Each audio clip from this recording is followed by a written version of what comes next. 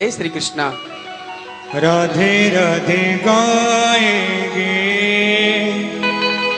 श्यामा श्यामा गाएंगे, गाएंगे।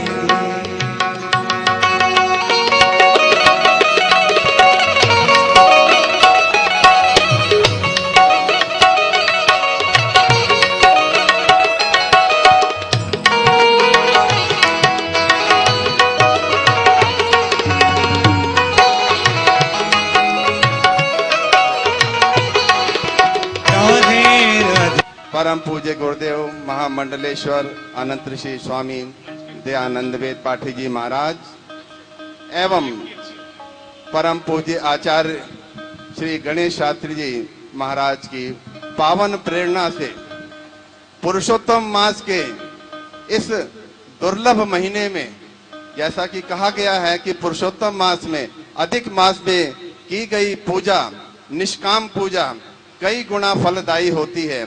ऐसा सुंदर ये अधिक मास, ऐसे अधिक मास में वृंदावन से पधारे अंतरराष्ट्रीय ख्याति प्राप्त भागवताचार्य पंडित सुरेश चंद्र शास्त्री जी महाराज अपनी सुमधुर वाणी से दिव्य भागवत कथा का रसामृत पान आप सबको करा रहे हैं। आपने आज चौथा दिन है, विगत 3 दिवस में आपने अनुभव किया होगा, कथाएं तो आपने बहुत सुनी हैं, परंतु आचार्य जी ने जितनी ज्ञान की बातें आपको, विशुद्ध भागवत की बातें आपको बताई हैं, मैं समझता हूं बहुत ही दुर्लभ है। हम सभी बड़े सौभाग्यशाली हैं कि पूज्य महाराज श्री के शरण में हम बैठकर ये भागवत कथा का रसामृत पान कर रहे हैं। आज चौथे दिवस की कथा आज यहाँ प्रारंभ होगी।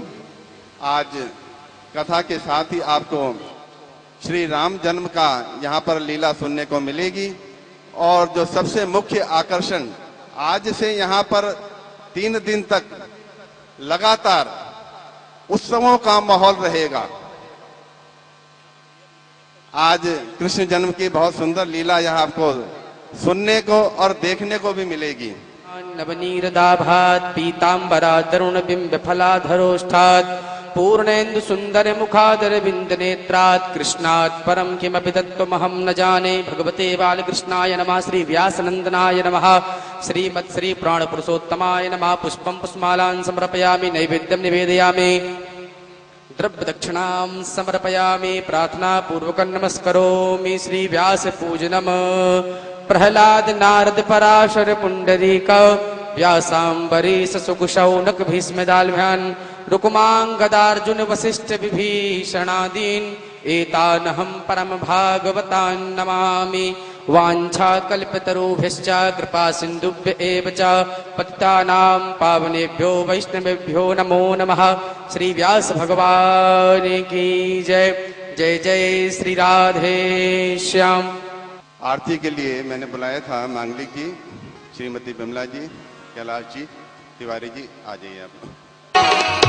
बांके बिहारी तेरी आरती गाऊं, बांके बिहारी तेरी आरती गाऊं, मोर मुकुट तेरे शीश पे सोहे, मोर मुकुट तेरे शीश पे सोहे, प्यारी बंसी मेरो मन मोहे, प्यारी बंसी मेरो मन मोहे, देखे छवि में बल बल जाऊं, देखे छवि में तो बल बल जाऊं, बांके बिहारी तेरी आरती गाऊं, बांके बिहारी तेरी आरती गाऊं, चरणों से निकली है गंगा प्यारी,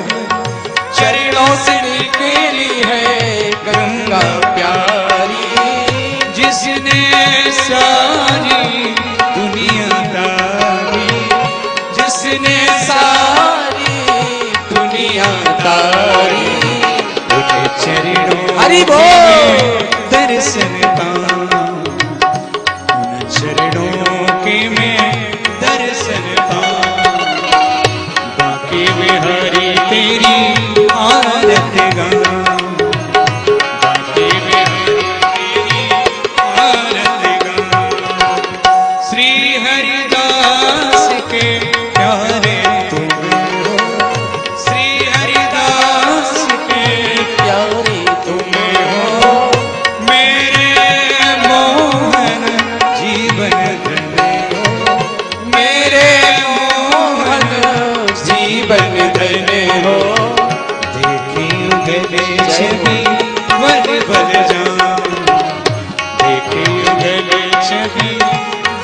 आरत गाऊं, बांके बिहारी तेरी आरत गाऊं, बांके बिहारी तेरी आरत गाऊं, आरत गाऊं प्यारे तुम्हें मनाऊं, आरत गाऊं प्यारे तुम्हें मनाऊं, बांके बिहारी तेरी आरत गाऊं, बांके बिहारी तेरी आरत गाऊं, बांके बिहारी तेरी आरत गाऊं, तेरी आरत गाऊं, तेरी आरत गाऊं।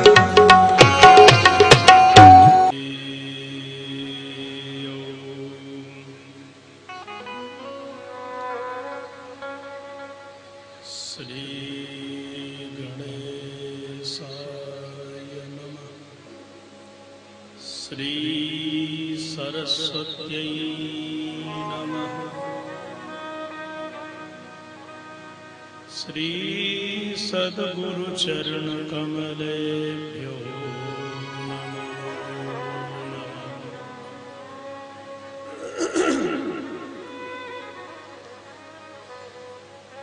बंसी विभूषित करां नवनीरदाभा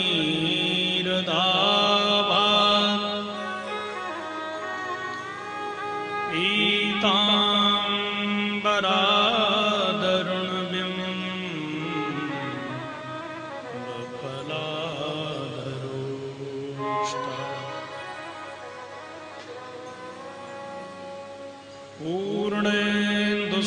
पूर्णेन्दुसुन्दरमुखा अरविन्दनेत्रा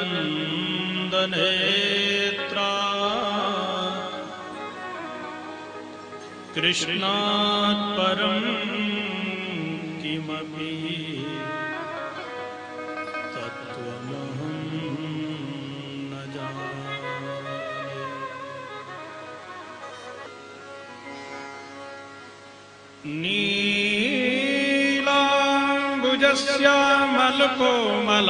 नीलाम्बुजश्यामलकोमलाङ्गम् सीतासमारोपितवामभागम् पाणौ महासायकचारुचापम् नमामि रामं रघुवंशनाथम्।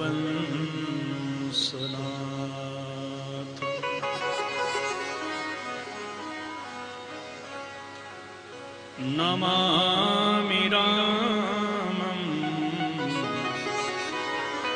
रघुवंशनाथम्।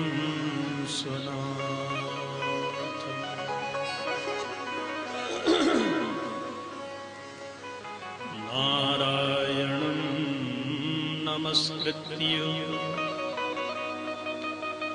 नरं चैव नरोत्तमं देवीं सरस्वतीं व्यासं ततो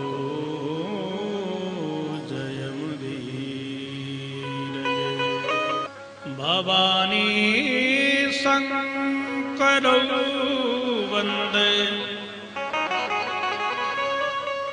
श्रद्धा विश्वासरूपिणौ याभ्यां विना न पश्यन्ति सिद्धा स्वान्तस्तमेश्वरम्।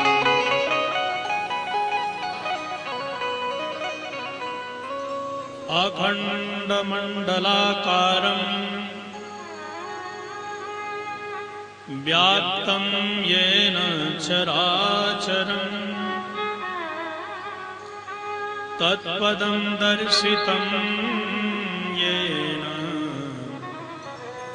तस्मै श्री गुरुवे नमः। तस्मै श्री गुरुवे नमः। जय जय श्री राधारमण,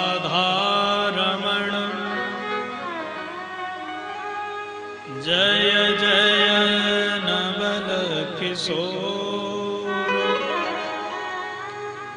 जय गोपी चित चोर प्रभु,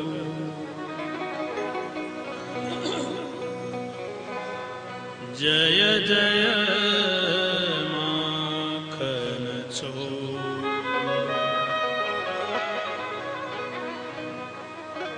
मोर मुकुट कटिकाचनी, कर मुरली और माल, यह बानक मो मन बसो, सदा बिहारी लाल। बोलो वृंदावन बिहारी लाल। जय श्रीमद्भागवत महापुराण की जय।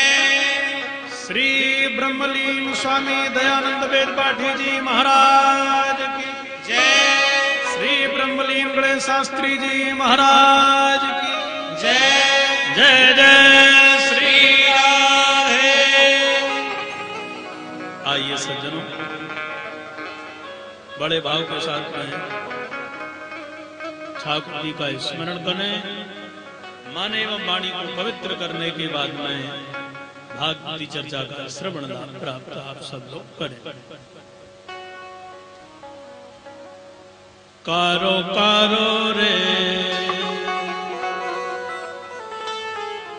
कारो कारो रे कन्हाई तेरी राधा गोरी गोरी।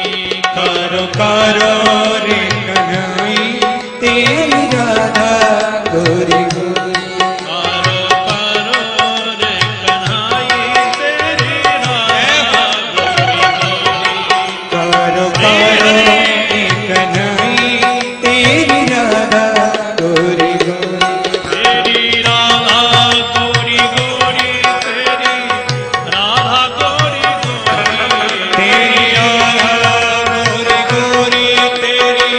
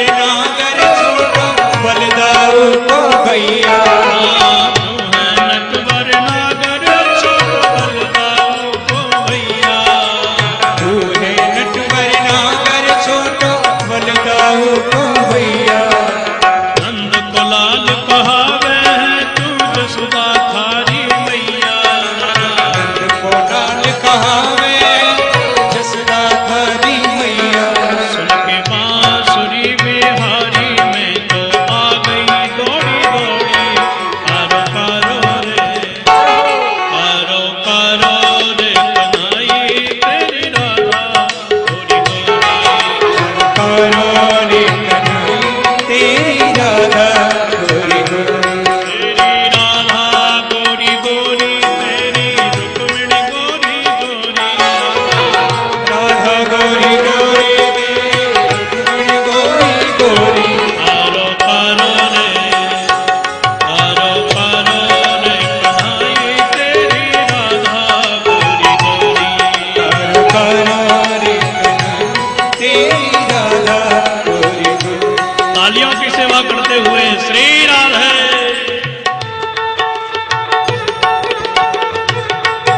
श्री हरि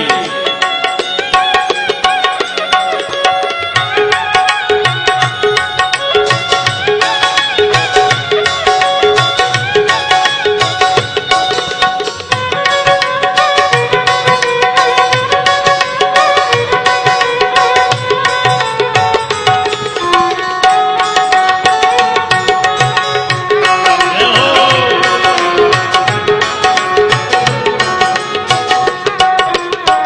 मैं तो हो गई बाबरी जब से देखी तेरी सूरत मैं तो हो गई बाबर जब से देखी तेरी सूरत लाला मैं तो हो गई बाबरी जब से देखी तेरी सूरत मैं तो हो गई बाबर जब से देखी तेरी सूरत अंदर जाऊं बाहर आऊं मन में बस गई सूरत अंदर जाऊं बाहर आऊं मन में बस गई राघवदास में तेरो नाम चोरी चोरी राघवदास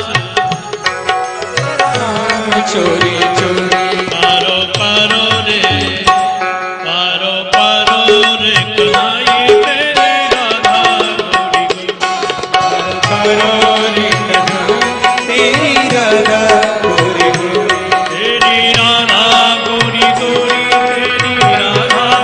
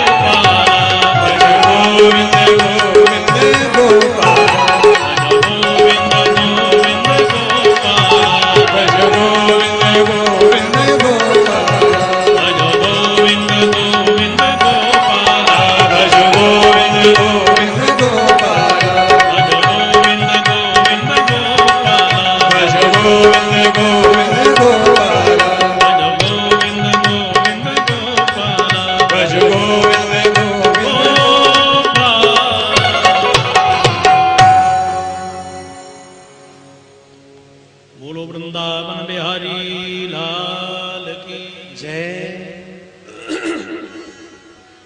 श्रीमद्भागवत महापुराण की जय। श्री स्वामी जी महाराज की जय। श्री गणेश शास्त्री जी महाराज की जय। भक्त वैष्णव समाज की जय। आज के यजमानों की जय। जय जय श्री राधे।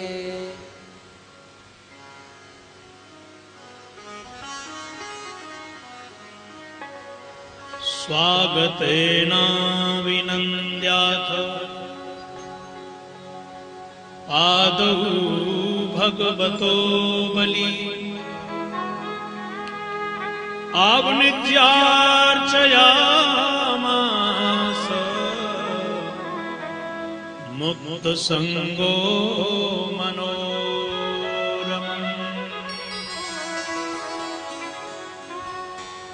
मुक्त संगो मनोरमम्।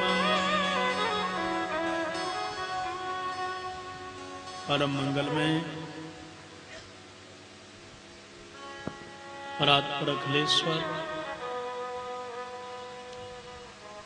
भगवान श्री बालकृष्ण प्रभु की 92 प्रति स्वरूपा श्रीमद्भागवत महापुराण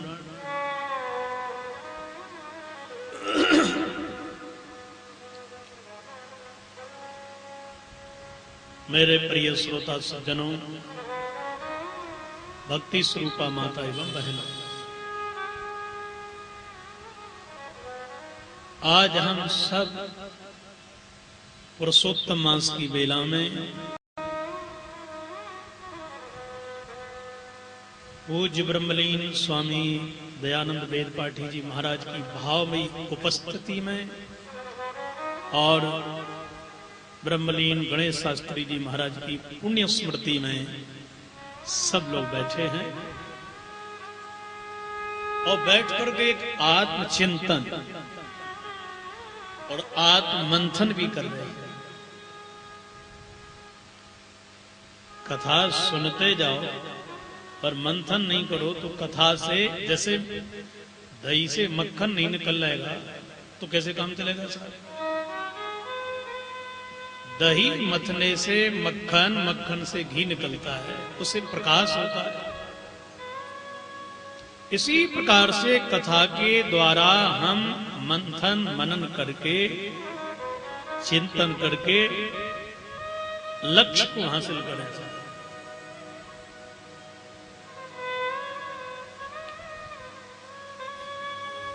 कथा को मनन भी करो।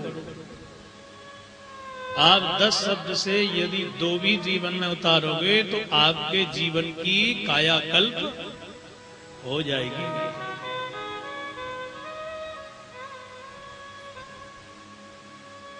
देखो साहब, भगवान असुरों को मारने के लिए जन्म नहीं लेते, ठीक है?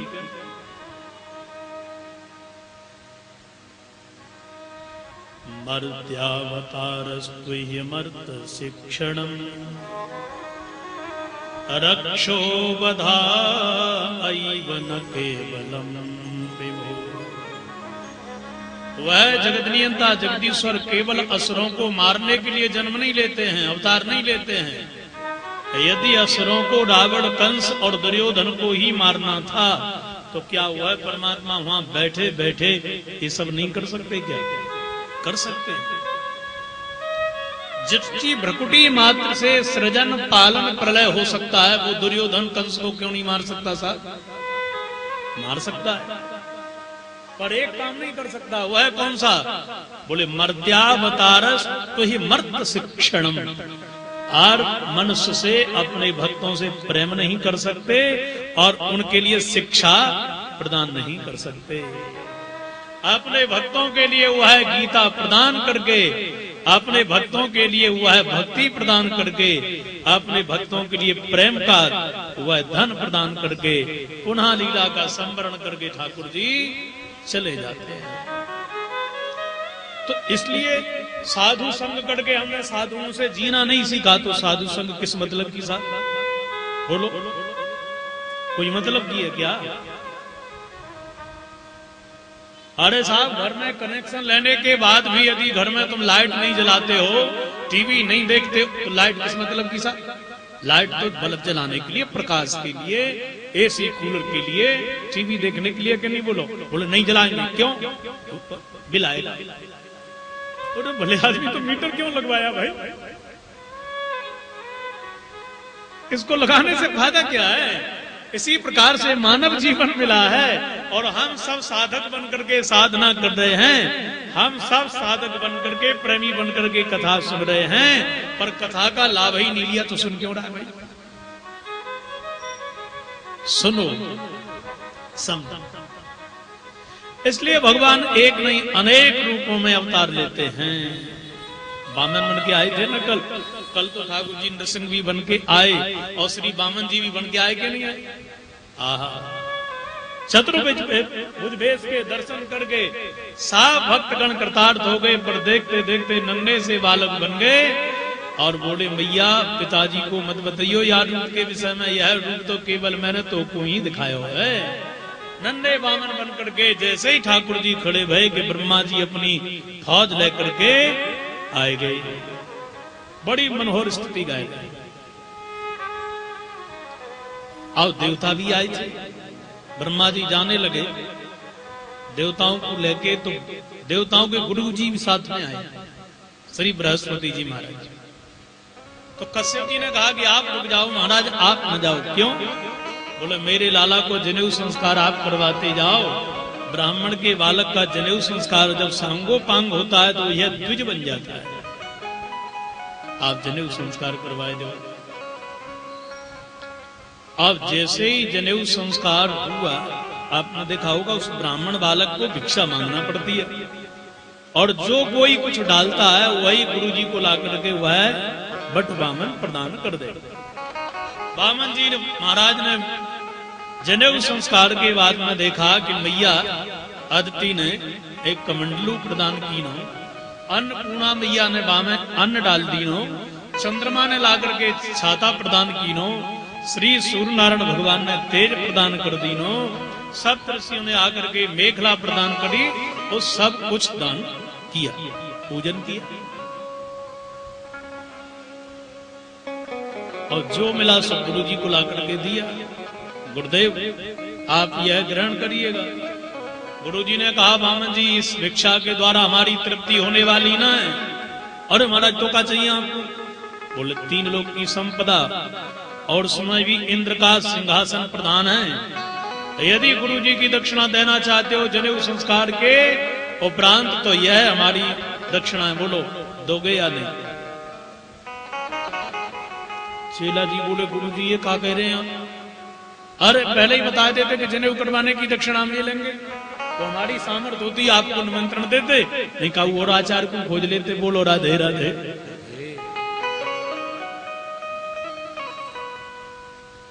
महाराज पहले बता देते कि भागवत कहने की इतनी दक्षिणा लेंगे, और हमारे पास सामर्थ्य होती तो आपको निमंत्रण देते, नहीं तो और काऊ को खोज लेते। महाराज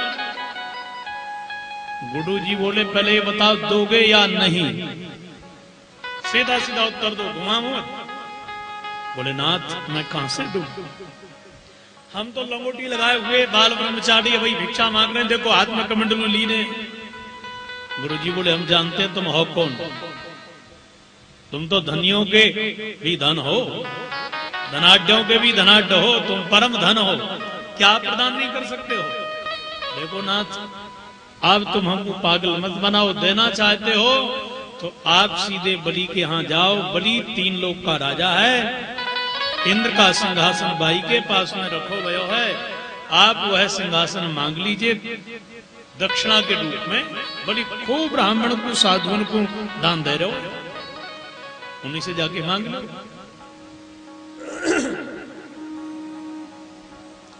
और हमारी दक्षिणा हमको दो। बामन जी बोले तो मांगना भी पड़ेगा। बोले बिल्कुल मांगना पड़ेगा, गुरु जी को प्रसन्न करना है तो।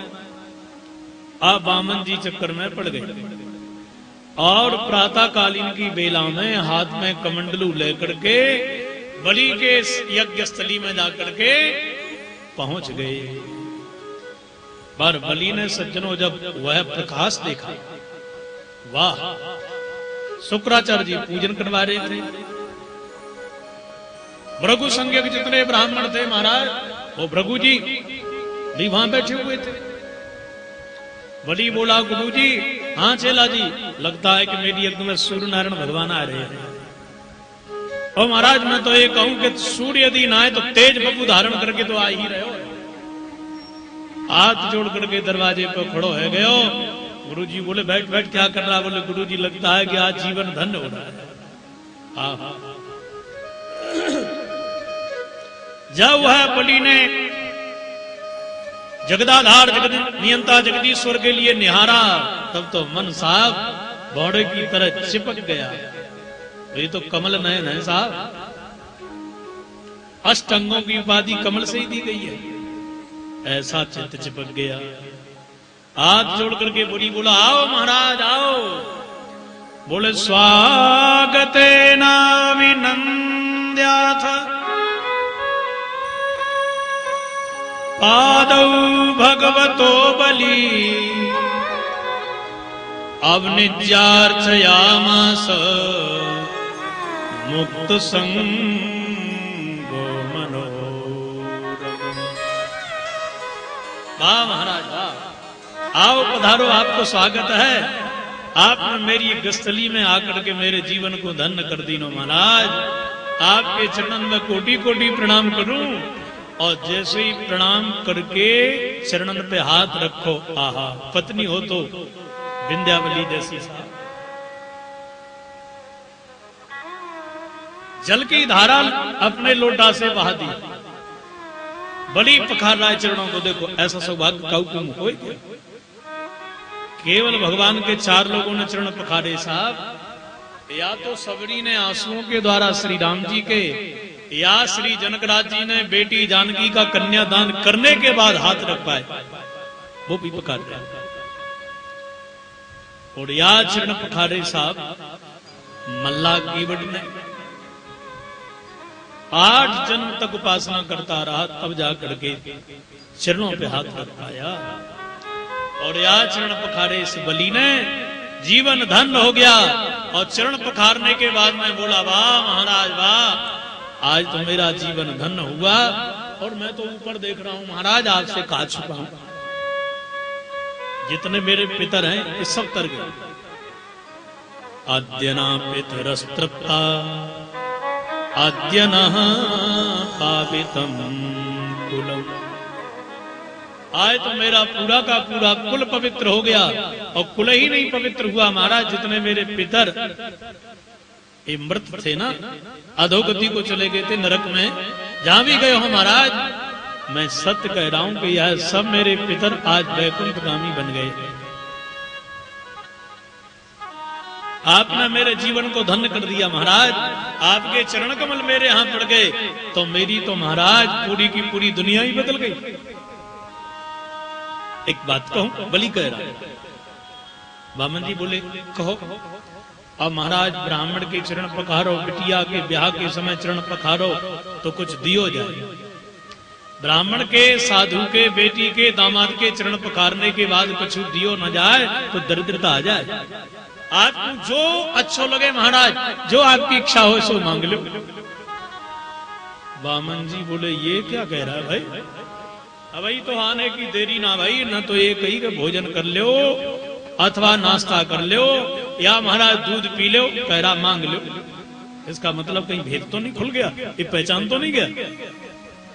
वामन जी बोले, क्यों भैया? हाँ महाराज आप क्या करो? क्या हम तो कुछ शकल से भिखारी दिस रहे हैं कहा?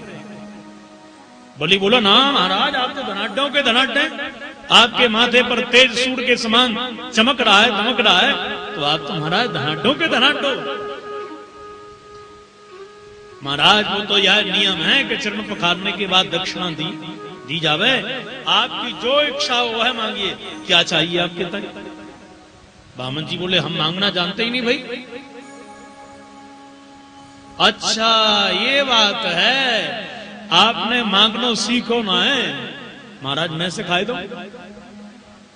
आपके लिए सबसे बढ़िया यदि कोई दान की वस्तु उपयोगी होगी तो वह 2 दान होगा। महाराज 5 लीटर दूध सवेरे देवेगी, 5 लीटर शाम को देवेगी। आप पौने ठिगने हो और जब 10 लीटर दूध पियोगे महाराज चकाचक हो मोटे ताजे पूने से पूने हो जाओगे। और महाराज इतना ना पी पाओ चेला चांटों को पिला देना, गौ की सेवा को चकाचक करेंगे। बामन जी बोले गौ दान देगा तू? बोले हाँ। पर भैया एक बात बता, बोले काम कांचनम गुणवद धाम अमृष्टम तथा न पेयम उतवा विप्रकन्या ग्रामा समृद्धांस्तुर्गान गजान वा रथास्तथा रहतम संप्रतीच्छ। तेरी बात मैंने मानी, गौदान ले ली नो। और भैया एक बात बता, यदि मैंने गौदान ली नो, अब गौ की सेवा कौन करेगा?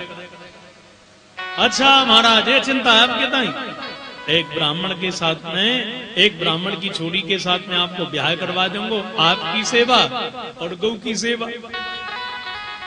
फिर भैया खाने पीने की व्यवस्था, अन्न तथा न पेयम, महाराज अन्न के भंडार भरवाऊंगा। 2-4-500 बोरियां दाल की, 2-4-500 बोरियां चावल की, 2-4-500 बोरियां आपके ताई में गेहूं की भरवा दूं, अन्न की भरवा दूंगा। महाराज मेरे दरवाजे पर आकर के चिंता करते हो खाने पीने की, आपके 7 पीढ़ियों की नहीं 700 पीढ़ियों की जिम्मेदारी मेरी ही है। बोलो राधे राधे।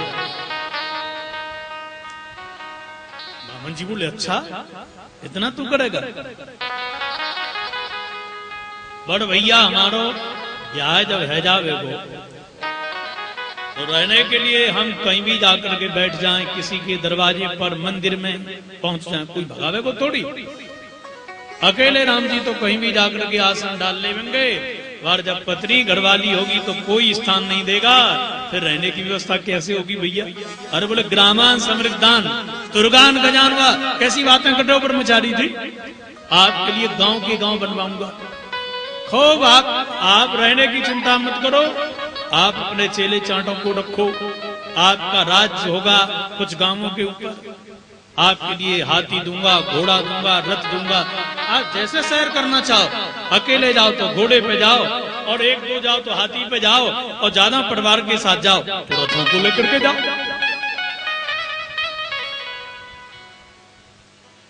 बामन जी बोले ब्याह करेंगे तो ब्याह करने के बाद में बच्चे होंगे, फिर बड़े होंगे। बलि बोले हाँ बिल्कुल होंगे। बूढ़े होंगे? बलि बोला बिल्कुल होंगे महाराज। और बूढ़े होकर के फिर मर भी जाएंगे। बलि बोला मरेंगे तो है महाराज, जिसका जन्म हुआ है वो तो मरता है, फिर हमको रोना पड़ेगा। बलि बोला महाराज रोने वाले किराए से ना मिले, जाको मरे सो रोवे गंगा दास मड़ी में सो। तो वामन जी बोले हंसते खेलती दुनिया में तू आग लगाना चाह रहा है? अरे भैया हम बाल ब्रह्मचारी, माला जपने वाले, चकाचक प्रसन्न रहने वाले, और तू हमको ही रुलाना चाह रहा हो? ऐसा हम दान क्यों ले जिसके कारण हमको रोना पड़े? बलि बोला तो महाराज मैं रोने लगूंगा, आप कुछ ले लो, जो आपको अच्छा लगे सो ले लो ना, आपकी जो इच्छा हो महाराज।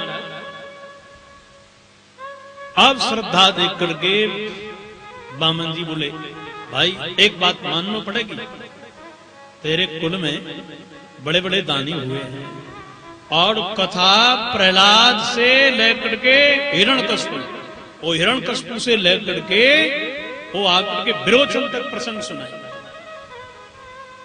बलि बोला आप तो मेरे पूर्वजन को जाने। अरे महाराज लगते तो बटू बामन हो, पर आप तो पूर्वजों के भी पूर्वज दिस रहे हो। अब तो महाराज मैं दान आपको ही करूंगा चाहे कुछ हो जाए। तब श्री बामन जी बोले बलि आज तोते का छपाऊं मैं, आज मैं एक किसान के खेत में जाकर के आसन लगा के भजन करने लगो। अब इतने में वो किसान आकर के खेत जोतने लगे। मोतेबा ने कही ब्राह्मण के चोरा यहाँ तू मेरे खेत में कैसो बैठो भय? तो मैंने बात कही, भैया माला जप रहे हो, 108 माला को संकल्प है, पूरी हो जाएंगी सो तेरे खेत से उठ जाऊंगा। बड़ो किसान बोला ना, मैं तेरी नीयत जानू, 108 माला के चक्कर में काऊ पत्थर को लेकर के ला करके रख देगो, कह देगो हनुमान जी प्रकट है गए, तुम्हारे तो खेत में बिगड़ पड़ जाएगा भैया। हटाया से अपनी आसन, मैंने बाकी टींगर पे जाकर के लगाई, पर वो किसान जब तक ना मानो, जब तक वाना मेरी आसन मानते चिकाय ना दई। बोली आज जीवन में पहली बार मुकू आभास भयो, यदि हमारे पूर्वजन की 3 पैर धरती होती तो आसन लगा के भजन तो कर ही लेते। इसलिए देना चाहते हो तो पदानी त्रीणी दैतेन्द्र सम्मितानि पदा मम।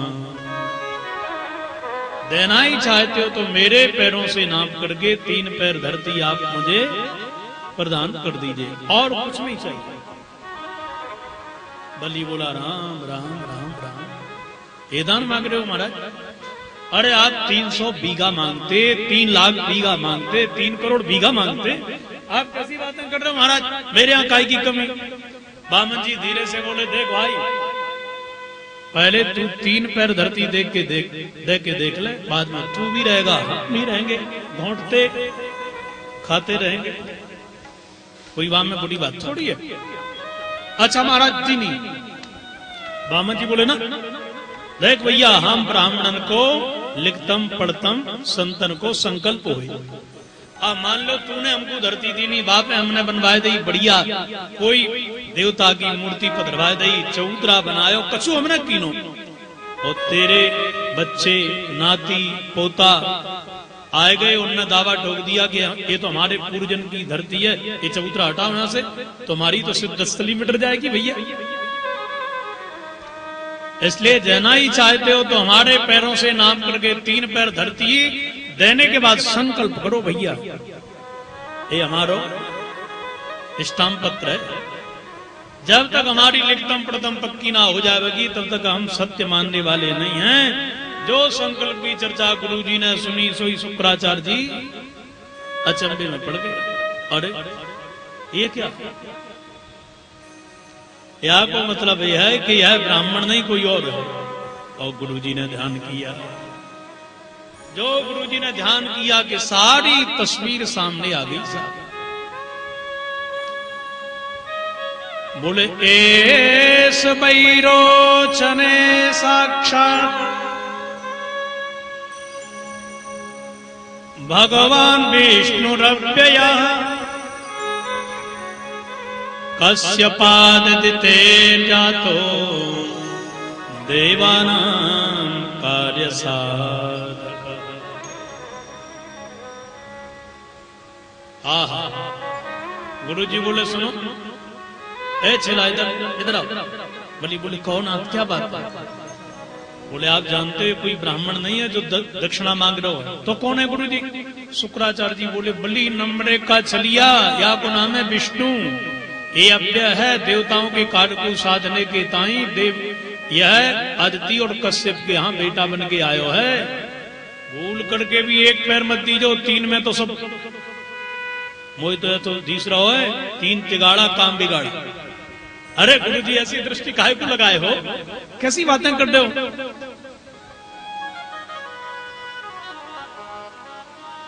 बामन जी बोले क्या हो गया बलि, क्या तेरा इरादा दक्षिणा देने को है ना, दान देने को? बोले हाँ गुरु जी है ना, आप आज्ञा करिएगा। तो बोले संकल्प करवा। पर गुरु जी कह रहे हैं कि यदि तूने 1 पैर धरती दी तो यह सर्वस्व ले जाएगा, मना कर दे, 1 पैर भी मत दे। पर गुरु जी मैं कैसे मना करूं? गुरु जी बोले 7 जगह झूठ बोलने में पाप नहीं लगता है। बोलो राधे राधे। अब बड़े जल्दी ध्यान से सुनते हैं बात के लिए। एक जगह मैं कथा करने गया मऊ में साहब, एक माताजी 7 दिन इसी श्लोक को लिखने के लिए घूमती रही। बाद में मैंने सोचा ये श्लोक लिखने के लिए क्यों घूम रही है? तो बोले महाराज घर में दुकान है, दुकान में झूठ बोलना पड़ती है, तो ये मैं बात है। यदि कोई कहीं कहेगा मेरा व्यक्ति के झूठ बोलती है बुढ़िया, बुढ़ापे में भजन करती है, तो मैं कह दूंगी भागवत में लिखा है ऐसा, देख लो। अरे मैंने कहा वाह, इसलिए 7 दिन तक माता जी पीछे पड़ी रही। देखो साहब, कौन किससे कह रहा है यह भी तो देखो। ये तो असुरों के गुरु असुरपति बलि से कह रहे हैं, ये चर्चा हमारी नहीं है, सतता ही। बोले स्त्री सुनर्म विवाहे च व्रत्यर्थे प्राण संकटे गौ ब्राह्मणार्थे हिंसायाम नानृतम स्याजुगोप्सितम।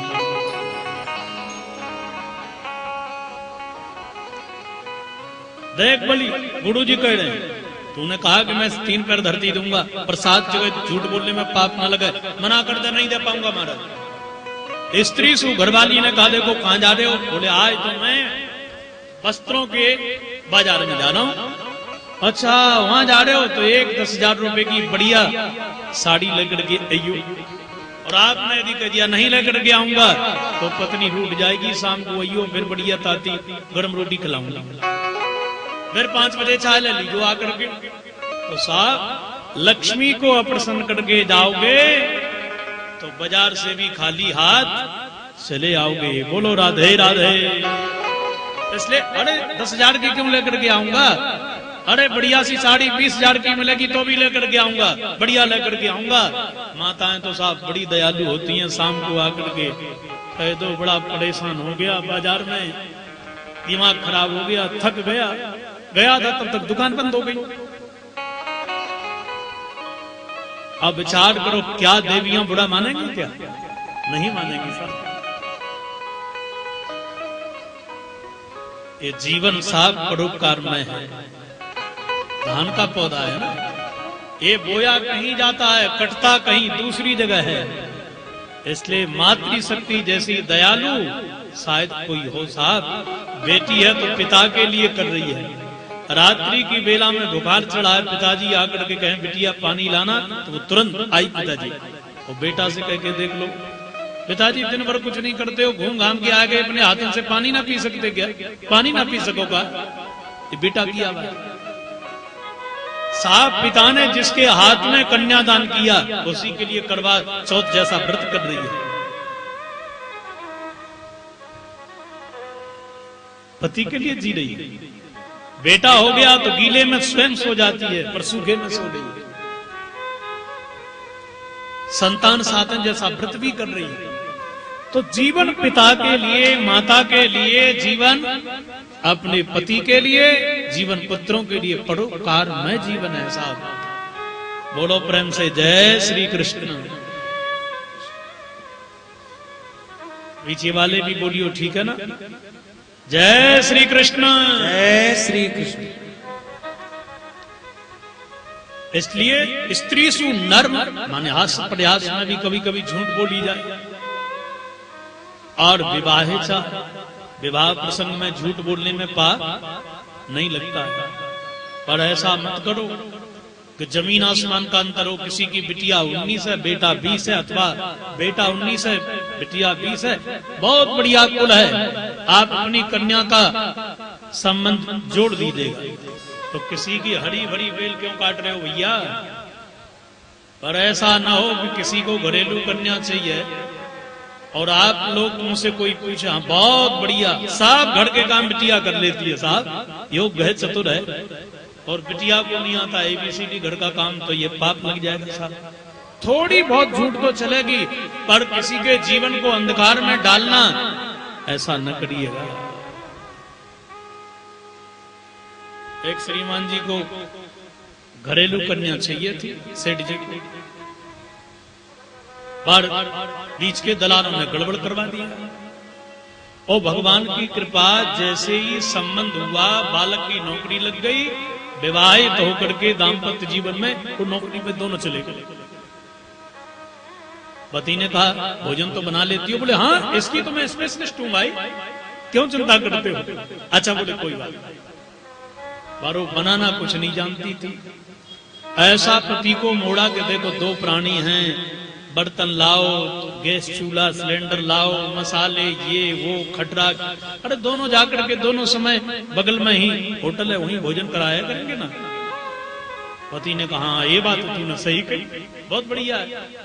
अब एक बार शहर में दंगा भड़क गया, लग गया कर्फ्यू।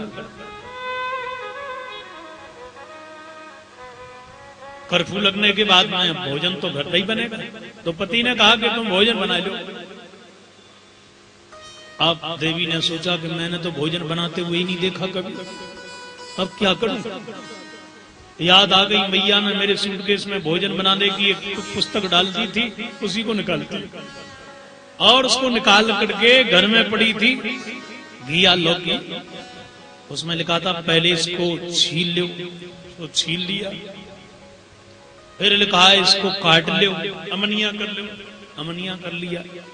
अब इसके बाद में माथे से हाथ लगा करके बैठी भई, पति स्नान करके बाथरूम से निकला। क्यों देवी भोजन बन गया? बोले नहीं बना। क्यों? बोले सत्य बात कहूं, मुझे भोजन बनाना आता नहीं। भोजन बनाना नहीं आता और तू तो कहती थी मुझे सब कुछ बनाना आता है। बोले देखो जी गलती है गई, अब मैं भोजन बना रही हूँ, एक पुस्तक दी है माता जी ने बापू देख करके, पर समझ में नहीं आ रहा, मेरी सहायता करो ना। पति बोला क्या नहीं समझ में आ रहा है? बोले इसमें लिखा है पहले घिया को छीली जाए, छील ली मैंने। फिर क्या लिखा है? बोले अमनिया कर लो, काट लो, तो मैंने काट भी लिया। फिर क्या लिखा है? बोले लिखा है इसको धो लो, तो इसमें क्या अटक गई? अरे बोले ये नहीं लिखा है कि सर्फ से धोएं, कि मिट्टी से धोएं, कि राख से धोएं, ये तो लिखा ही नहीं है इसमें, क्या पानी में डाल करके धो। पति ने कहा मेरे कर्म, मेरा सिर डाल करके धो इसमें। साहब ऐसे झूठ भी न बोलो। नर्म विवाहे चा वृत्यर्थे प्राण संकटे, और दुकानदारी में तो झूठ बोलना ही पड़े सर।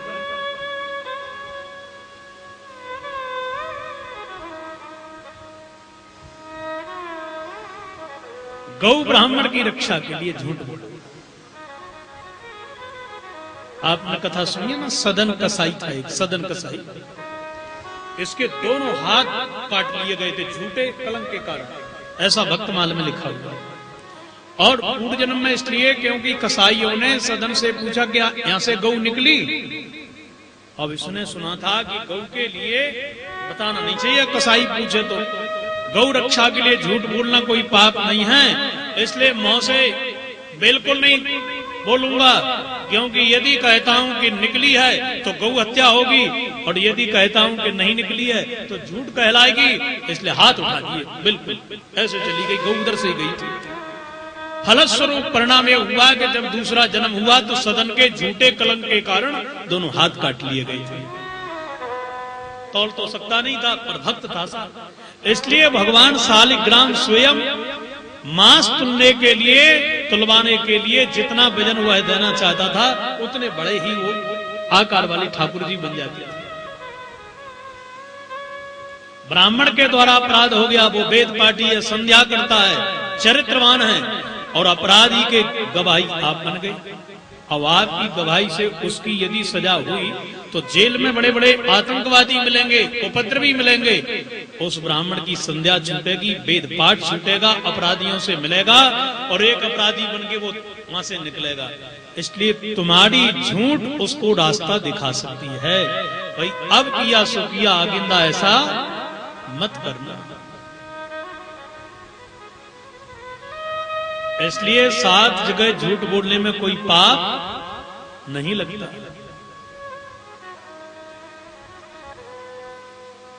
बड़े साहब इंसानों की चर्चा नहीं है, हमारी चर्चा तो सत्यम ब्रूयात प्रियम ब्रूयात, न ब्रूयात सत्यम प्रियम। जीवन में झूठ मत बोलो, ये तो असुरों की चर्चा है साहब। इतनी जगह झूठ बोलने में कोई पाप नहीं लगता है। राजा बलि बोला गुरुदेव मैं तो झूठ बोलने वाला हूं नहीं। धर्म न दूसर सत्य समान, धर्म न दूसर सत्य समान,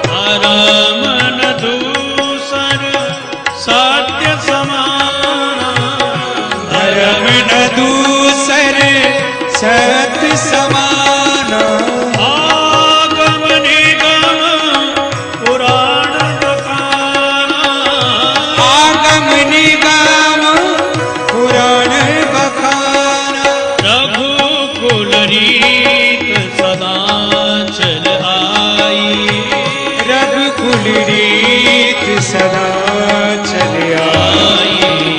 प्राण जाहि बर बचन न जाए, प्राण जाए पर वचन न जाए। बलि बोला गुरुदेव झूठ नहीं बोलूंगा, धर्म न दूसर सत्य समान। साहब सत्य से बढ़कर के कोई दुनिया में धर्म नहीं है। लाभ क्या है? सबसे बढ़िया तो यह है कि सत्य बोलने वाले व्यक्ति को दिमाग में ज्यादा मेमोरी कार्ड नहीं बनाना है, ज्यादा याददाश्त नहीं रखना है। उससे क्या कहा था, इससे क्या कहना है। भाई झूठा व्यक्ति को तो जब वकील बयान रटाता है तो देखो आप ऐसा बोलना, एक शब्द भी आपने इधर उधर किया तो केस हार जाओगे, मेरी जिम्मेदारी नहीं है। फिर माता जी को रटाएगा, फिर बाबूजी को रटाएगा, फिर बहन जी को रटाएगा, ऐसा बोलना सर। दिमाग में ज्यादा याद रखना पड़ेगा। उससे मैंने क्या कहा, उसी का ये मित्र है तो वैसा ही तो बोलना है ना। पर सत्य बोलने वाले के लिए ज्यादा याद नहीं रखना है, क्योंकि वो तो सत्य ही बोलता है साहब। इसलिए सत्य बोलने वालों की स्मृति अच्छी रहती है और झूठ जो बोलते हैं उनकी स्मृति खराब हो जाती है। इसलिए जीवन में सत्य बोलो साहब, झूठ का आश्रय मत लो। बोलो राधे राधे। राधे राधे। प्रेम से बोलो जय श्री कृष्ण। जय श्री गुरु जी मैं तो झूठ नहीं बोलूंगा। नहीं बोलेगा? बोले बिल्कुल नहीं बोलूंगा। तो श्रीमान शुक्राचार्य जी बोले, बलि चेला मैं तुझे साफ दे रहा हूं कि तेरा सर्वस्व नष्ट हो जाए। चेला जी बोले वो तो वैसे ही हो रहा है, वो तो वैसे ही जा रहा है। इसलिए आप वैसे वामन जी ले जा रहे हैं तो तुम साफ दे दो, वामन कौन सी बात है। ठाकुर जी बोले, भैया बलि क्या गुसर गुसर 2 घंटे से चर्चा कर रहे हो, दिन हो तो ठीक ना है, हम चले हाथ में कमंडलू लेकर के। बोले नहीं सरकार आप ऐसे मत जाओ, मैं देने के लिए तैयार हूं। वामन जी बोले हाथ में जल लो। और जैसे ही बलि हाथ में जल लेने लगा कि गुरु शुक्राचार्य जी, भागवत में नहीं लिखा है, ये अन्य पुराण की चर्चा है। शुक्राचार्य जी महाराज गंगा सागर की टोटी में जाके बैठ गए। अच्छा गुरु जी इस चक्कर में है कि चेला यदि कहीं कंगाल हो गया तो गुरु जी को दक्षिणा कहां से देगा। इसलिए चेला चकाचक तभी तो गुरु जी की चकाचक है। इसलिए गुरु जी गंगा सागर की टोटी में बैठे, वामन जी जल निकाल रहे पर जल निकले ही ना। वामन जी बोले, बलि कहां से गंगा सागर लेके आयो, ये गज्जन लगो भयो। अरे बोले महाराज ये तो नयो है, पर जल से उन्हें निकल लो। ठाकुर जी समझ गए, एक कुश का तिनका लिया और जो तिनका लेकर के टोटी से डाला कि गुरु जी की लगी थी आंख सो गोविंदाय नमो नमा हो गई। इसका मतलब है कोई दे रहा है तो तुम टांग मत अड़ाओ। 1 रुपया मेरी ओर से लगा दे भैया। देखो दान और दक्षिणा जी अलग अलग है। अपन दान करते हैं ना 11 रुपया 101 करते हैं ना से 11,000। देखो साहब 10 रुपया है दान, ठीक है ना। दान का न हो अभिमान, इसलिए 1 रुपया लगाता है। हे 1 रुपया तू 10 रुपया देने का मुझे अभिमान मत होने देना। इसलिए हरिश्चंद्र जी ने विश्वामित्र जी को दक्षिणा दी थी, वो दान दिया था। पर विश्वामित्र जी ने कहा कि इस दान का अभिमान आपको ना हो, उसकी दक्षिणा तो दो। वो इसी दक्षिणा बोले, वो तो मेरा सर्वस्व चला गया। तो अपने आप को, पत्नी को, बच्चे को, सबको बेच करके ही तो दिया था वो है। इसलिए जीवन का संतुलन साहब बड़ा विचित्र है। दान करो पर दान का अभिमान न करो। दान का अभिमान न हो इसलिए हम उसमें उसका भी दशांश लगा के देते।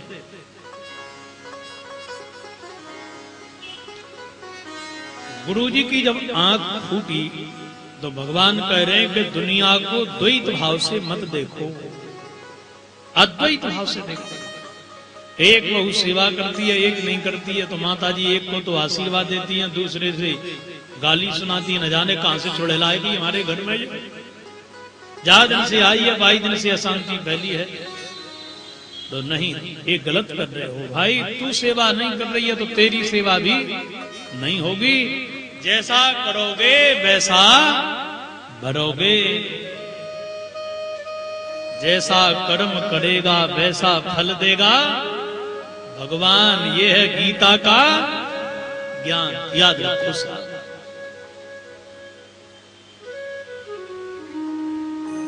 देखो, नेत्र हमारे दो दुनिया को देखने के लिए हैं क्या नहीं? और दो दुनिया वाले को देखने के लिए है।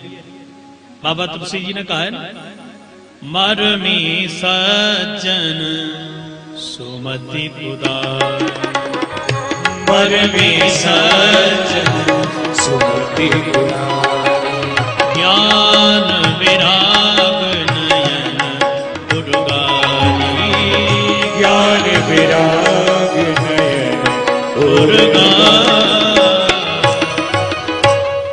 कुसुम जी कह रहे हैं, गरुड़ जी हृदय के दो नेत्र हैं, उनका नाम है ज्ञान और वैराग। बड़े ध्यान से सुनना आप लोग। जब तक तुम दुनिया को देखने वाले दो नेत्र बंद नहीं करोगे, आपका ध्यान नहीं लगेगा। दुनिया बनाने वाले को अंतरात्मा में नहीं देख पाओगे। भगवान विचार कर रहे हैं कि ज्ञान तो हो गया गुरु जी को, वो चेला से कह रहे हैं कि यह साक्षात विष्णु है। तो जब ज्ञान हो गया तो वैराग क्यों नहीं हो रहा है? भाई चेला की संपत्ति से चिपके क्यों है? भगवान ने विचार किया, ज्ञान हो गया इसलिए नेत्र को छोड़ रहा हूं, वैराग नहीं हो रहा है तो फोड़ देता हूं। इसलिए ज्ञान रूपी नेत्र को छोड़ दिया, वैराग रूपी नेत्र को फोड़ दिया। हम भी साथ शुक्राचार्य जी की तरह सब है। ज्ञान तो हमको हो गया है कि दुनिया सत्य है। हुआ कि नहीं बोलो? जितने पके पकाए बैठे हैं साहब, हुआ कि नहीं? पत्नी आ जाएगी तो बस सुखी हो जाऊंगा, गरम गरम रोटी बना के खिलाएगी, मेरा ख्याल रखेगी। अच्छा विचार करो, माँ के पिता की छत्र छाया में जो आनंद था वो पत्नी के आने पर वो रहा क्या? चिंता बड़ी कि नहीं बड़ी? स्वाभाविक बड़ी नहीं। बच्चा हो जाएगा इसके बाद में आनंद ही आनंद है। अब समस्या बड़ी कि नहीं बड़ी? घर बन जाएगा तो सुखी हो जाऊंगा। किराए के घर में निश्चिंत थे, अब दुगना दुख बढ़ गया। जो जो हमने सुख का आश्रय लिया वो सुख तो नहीं मिला साहब, दुख बढ़ता चला गया। क्यों? बोले संसार में सुख है ही नहीं। भगवान कृष्ण कहते हैं, अर्जुन यह दुख भरा संसार है, या को नाम दुखालय है, और दुखालय में प्राणी सुख की खोज कर रहा है। यह प्राणी की अज्ञानता है। दूध की दुकान पे जाकर के कहो कपड़ा देना भैया 2 मीटर, सेठ जी देंगे क्या? क्योंकि तेरा दिमाग खराब है। यहाँ दूध की डेयरी है, मांग रहा है कपड़ा। गऊ का भूसा बिच रहा हो और वहां जाकर के आप कहो भैया जरा राशन का सामान दीजो, 2 किलो आटा, आधा किलो जरा नमक की थैली दो, बढ़िया घी तोल दो। तो वो क्या कहेगा, भैया यहाँ तो गऊ का भोजन मिलता है, इंसान का नहीं। दुर्दशा यही है साहब। जहां पर दुख है उस संसार में हम इच्छा करते हैं सुख संपत्ति घर आवे, कष्ट मिटे तन का, इसी में लगे। यहाँ तो दुख है साहब। सुख तो केवल श्री हरि के चरणों में है, और उन ठाकुर जी का भजन हम करने के लिए तैयार हैं नहीं। ये विडंबना।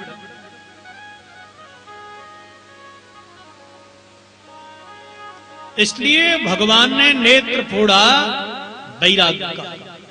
गुरु जी एक तरफ खड़े हो गए और अंत तो गत्वा महाराज श्री हरि बन गए विराट। बलि बोला महाराज बेईमानी ये क्या कर रहे हो महाराज?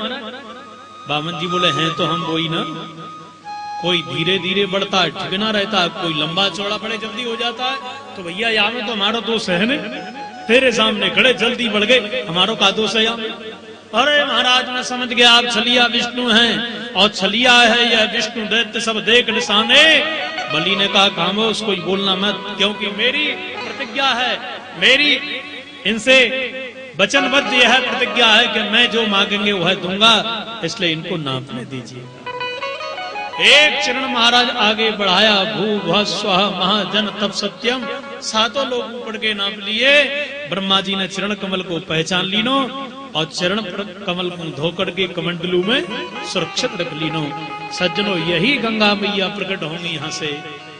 एक चरण नीचे बढ़ाया तो धरती सहित महाराज 7 लोग पाताल सहित नाप ली ने बलि को बांध के नीचे डाल दिया।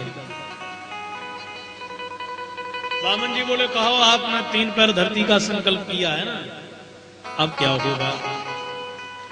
यदि आपने कहा वो नहीं दिया तो नरक जाओगे। द्वाभ्याम क्रांता मही सर्वा तृतीयम उपकल्पया।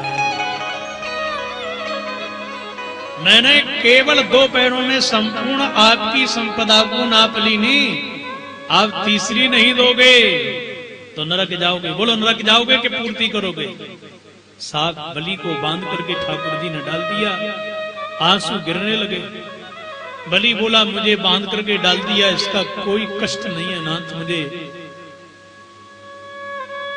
सत्यता यह है, नैवार कृच्छाद, बूटी कौड़ी नहीं रही, उसका दुख नहीं है।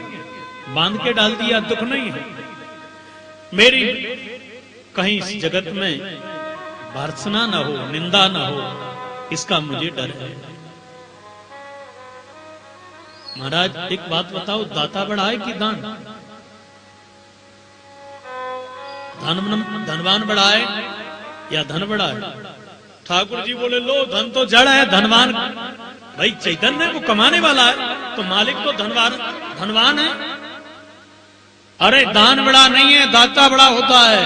अच्छा महाराज, तो 2 पैरों की मेरी संपत्ति, तो 2 से ज्यादा तो मैं ही बैठा हुआ हूं।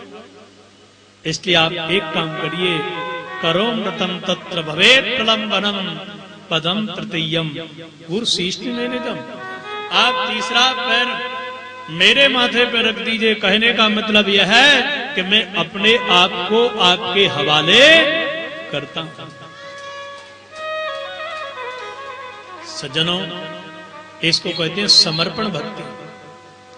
जगत में केवल 2 लोगों ने पाई, एक तो श्री विभीषण जी महाराज ने श्री राम जी के चरणों में पाई, या श्री बलिराज ने पाई श्री वामन जी भगवान के सामने। इसलिए आज बलि धन्य हो गया, समर्पण भक्ति प्राप्त कर ली। और ठाकुर जी ने अपने चरण कमल को जैसे ही बलि के माथे पर रखा कि श्री प्रहलाद जी प्रकट हो गए। नाथ जय हो आपकी, जो चरण कमल मुझे प्राप्त नहीं हुआ वो मेरे वंशज बलि को प्राप्त हो गया। ए बलि, तेरा सौभाग्य है, इनके चरण कमल से तेरा जीवन धन्य हो गया। और बार बार श्री प्रहलाद जी स्तुति गा रहे हैं, पर बलि बांधा हुआ पड़ा है। ठाकुर जी गदगद होकर के बोले, आप कुछ मांगोगे? पत्नी बोली, मंगन ते हम मांगत नहीं। आपसे क्या मांगे महाराज? जो दूसरा हमारे दरवाजे पर मांग रहा है उससे मांगना। तो भगवान बोले, मुझे कुछ दोगे? बलि बोला, क्या चाहिए नाथ? बोले, वरदान दीजिएगा, आप मुझे वचन दीजिएगा कि आप इस लोक को छोड़ करके सुतल लोक में जाके निवास करो। तब बलि बोला, नाथ तो मुझे भी दे करके जाइए। क्या चाहिए? बोले, आप ये वचन मुझे दीजिए कि जहां मैं जाऊं रहूं, आप मेरे पहरेदार बन करके वहां पहरा दें। गए थे ठगने के लिए, पर स्वयं ठग गए साहब। बोलो राधे राधे राधे राधे। और सज्जनों, श्री वामन जी ने बलि से दान लेके गुरु जी को दिया। गुरु जी ने इंद्र का सिंहासन लौटा दिया, वो तो राजा बन गया। अब भागवत में आगे की कथा यहां से नहीं है। अन्य पुराण में लिखा है कि श्री हरि जब गए सुतल लोक में तो बलि ने वामन दरवाजे का बढ़िया महल बनाया, सुंदर।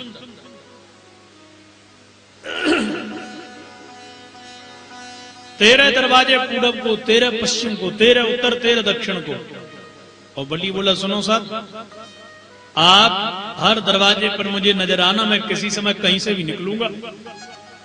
तो अब असली वामन बन गए, 13 चौक वामन बन गए। 3 महीने निकल गए, लक्ष्मी जी परेशान हैं, कहां चले गए, कितकू चले गए, गढ़ की भी सुध बुध न।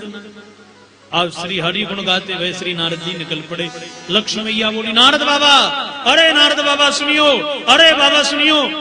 बाबा जी दौड़े दौड़े आए, मैया मुंह को बुला रही है। अरे बाबा दंडोत प्रणाम करूं, ये बताओ ये कहां गए भे? कौन? बोले श्री हरि आपके नाथ। अरे माता जी ये श्री ठाकुर जी हमारे बलि के यहाँ गए, बलि के यहाँ, असुरपति बलि के यहाँ। अच्छा वहां क्या कर रहे हैं? बोले माता जी वहां नौकरी कर रहे हैं। मैया बोली कैसी बातें कर रहे हो नारद तू, उनको नौकरी करने की क्या जरूरत पड़ गई? बोले माता जी जो आंखन से देख के आए सो बोल रहे हैं। नौकरी कितने दिन की है? बोले माता जी जहां में 60, 62 का 58 का चक्कर है ही नहीं, कोई रिटायरमेंट मिलता ही नहीं इसमें। ऐसी नौकरी है जब तक धनी रहेगा नौकरी करना ही पड़ेगी। कौन सी नौकरी है? बोले चपरासी है, द्वारपाल बनकर के पैरोदार। अच्छा नारद जी लेकर के गए और लक्ष्मी मैया से कहा कि देख मैया वो खड़े भय हैं। लक्ष्मी जी बोली हे भगवान, है तो वो ही, यही कमी रह गई थी और तो सब कर छोड़ो, अब क्या करूं? नारद जी बोले भूल के जाइयो मत मैया, यदि तू गई तो गड़बड़ है जावे वो, तो क्या करूं? नारद बाबा ने लक्ष्मी मैया के कानों में मंत्र पढ़ दिया। बोले ऐसे ठाकुर जी मिलेंगे। और लक्ष्मी मैया वेश बदल करके दरवाजे पर पहुंची, वहां से बलि निकल रहा था, नेत्रों में आंसू भर लिए। बलि बोला बहना तू दुखी है, क्या बात है? लक्ष्मी वेशधारी देवी बोली बलि मेरे कोई भाई नहीं है, लोग कहते हैं जिसके भाई नहीं है उस बहन को नरक में जाना पड़ता है। मेरे से आज ही किसी वैदिक पंडित ने कहा है कि यदि धर्म का भाई बना करके यम द्वितीया के दिन मथुरा में जाकर के जमुना जी में गोतो लगा लियो जावे, स्नान कर लियो जाए तो फिर नरक ना मिले। धनाढ्यों के दुनिया भाई बहन बन जाते हैं, पर मेरी जैसी गरीबनी का कौन बनेगा? बलि ने विचार किया मेरे कोई बहन नहीं, इसके कोई भाई नहीं, जोड़ी बढ़िया। और बलि बोला बहना अब आंसू पहुंच, आज से मैं तेरा भैया, तू मेरी बहना, चल मेरे घर पे ही रहियो, तू आजा। बस जैसे ही लक्ष्मी जी पीछे पीछे जा रही थी, महल में प्रवेश करने लगी, हाथ में डंडा लेकर के, माथे पर बढ़िया टोपी और पहने हुए पाजामा, अचकन खड़े थे श्रीमान जी। लक्ष्मी जी बोली यही रह गया और तो सब कर छोड़ा। ठाकुर जी बोले चुपचाप सीधी सीधी जाओ, यदि कहीं मालिक पहचान गया, यजमान पहचान गया तो खाली हाथ जाओगी। और इस प्रकार से सज्जनों वह समय आ गया जो प्रत्येक बहन भाई की कलाई पर राखी बांधती है। आज श्रावण का महीना और पूर्णिमा तिथि है। लक्ष्मी जी ने पहली बार तो राखी बांधी है, बलि ने बंधवाई। गदगद होकर के बलि बोला जो मांगेगी वह मैं दूंगा। बोल क्या चाहिए बहन? बोले ऐसे नहीं। तब बोले पहले दरवाजा बढ़ो, दोगे या नहीं? बलि बोला दूंगा दूंगा दूंगा। क्या चाहिए बहना? बोले मैंने सुना है भैया 3 लोग की संपत्ति का तू राजा हुआ करता था, इंद्र के सिंहासन पर तू ही बैठा करता था। एक दिन तेरी तूती बोलती थी सभी जगह, पर तेरे दरवाजे पर जो पहरेदार खड़ा हुआ है, मैंने सुना है कि 3 लोग की संपत्ति को देकर के तू उस पहरेदार को लेकर के आया है। तो तेरे यहाँ सबसे बड़ी बहुमूल्य यदि कोई वस्तु है तो वह पहरेदार है, वही मुझे रक्षाबंधन की राखी बंधवाने की दक्षिणा में प्रदान कर दे। बस बलि तो देखते ही रह गए, ये क्या हो गया?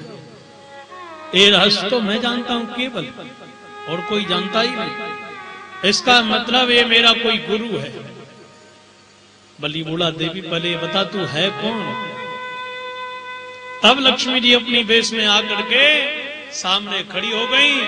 बलि बोला वाह वाह, जऊ लंग ठगिया बहु लंग ठगिया, ठगियन बीच बसत एक ठगनी।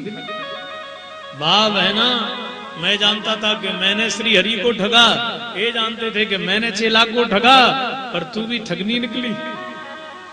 अंत में तो नेत्रों से आंसू बहा करके रो करके बोला, नाथ अब आपके बिना मैं कैसे रहूंगा। ठाकुर जी बोले, चिंता न करो, अभी देखो ड्यूटी लगाता हूं। हम 3 हैं पर वास्तविक एक ही है। शंकर बाबा आदेश करो, आज्ञा करो सरकार। बोले आज के बाद तुम यहां रहोगे। कार्तिक शुक्ल पक्ष जानते होंगे ना, आजकल बस ये ढल रहा है समय। अब यदि ये पूछो कि वेद की मैया का नाम क्या है तो शायद बालक नहीं बता सकते साहब, ऐसे ही। वो ये यदि पूछोगे कि अमिताभ बच्चन की पत्नी का नाम क्या, तुरंत बालक नहीं बताएंगे, क्योंकि हमने उस सात संस्कृति में उसको ढाला। 7 तिथि वार नक्षत्र योग करण यदि आप प्रत्येक दिन सुनोगे तो वह यज्ञ के समान फल देने वाला होता है। इसलिए हिंदी मास को, हिंदी तिथि को आप लोग याद रखिए, कौन सा नक्षत्र है, कौन सा वार है, आप कौन सी तिथि है, कौन सा योग है, कौन सा आज करण है, याद रखिएगा। उस दिन श्री शंकर जी आते हैं और 4 महीने तक यही रहते हैं साथ। आते हैं ना, दो उत्सव मनाते हैं हम शिवरात्रि का, वहां से बलि के यहां से शंकर जी आते हैं, ब्रह्मा जी पहुंच जाते हैं। और ब्रह्मा जी आते हैं आषाढ़ शुक्ल पक्ष एकादशी के दिन। आ रहा है ना गाड़ी, जो अब एकादशी आई, ये नहीं दूसरी बात। उसी दिन श्री ठाकुर जी पहुंचते हैं नीचे, श्री नारायण। अब प्रधानमंत्री जी यदि विदेश चले जाएं तो कैबिनेट कोई लंबा बड़ा डिसीजन नहीं ले सकती है साहब। तो जब ठाकुर जी हमारे नीचे बलि के यहाँ चले गए तो हम सनातनियों के यहाँ पर विवाह नहीं होते, हमारे यहाँ जनेऊ संस्कार नहीं होते, हमारे यहाँ गृह प्रवेश नहीं होते हैं। उसका मूल कारण यही है, उसको कहते हैं देवता सो गए हैं। और जिस दिन श्री हरि आते हैं, देवोत्थापनी एकादशी मनाते हैं ना, बड़ा उत्साह। और लंबे समय में प्रधानमंत्री जी आते हैं तो साहब एयरपोर्ट पर जाकर के धूमधाम से स्वागत किया जाता है कि नहीं? तो हम सब श्री हरि नारायण का स्वागत करते हैं। इसको देवोत्थापनी एकादशी कहते हैं। तो बलि के यहाँ 4 महीने की ड्यूटी अब लग गई है। बोलो जय श्री कृष्ण। इसी प्रकार से आए श्री महाराज यहाँ पर मत्स्य रूप में ठाकुर जी सत्यव्रत नाम के राजा को कृतमाला नाम की नदी में दर्शन दीने। और यही सत्यव्रत नाम को राजा वैवस्वत मनु बना, जिनके वंश में श्री राम जी प्रकट भये। आइए राम अवतरण की कथा हम श्रवण करें, उसके पूर्व में हरि स्मरण कर लें बड़े भाव के साथ। किसी ने कहीं देखा है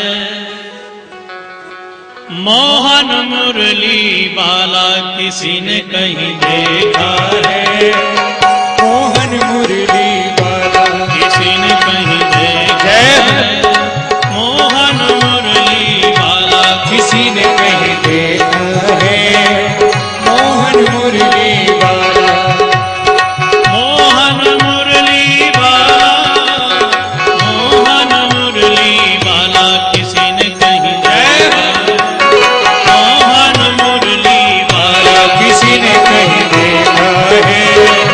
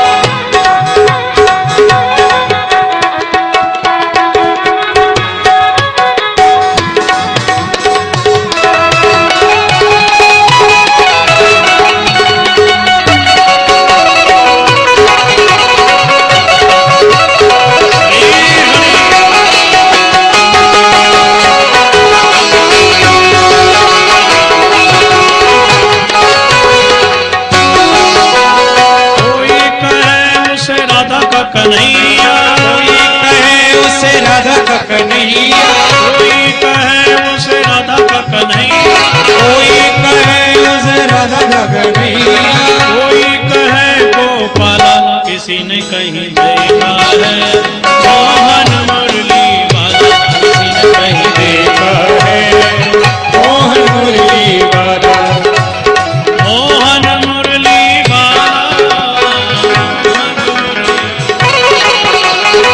मोहन मुरली वाला, मोहन मुरली वाला, किसी ने कहीं देखा है मोहन मुरली वाला,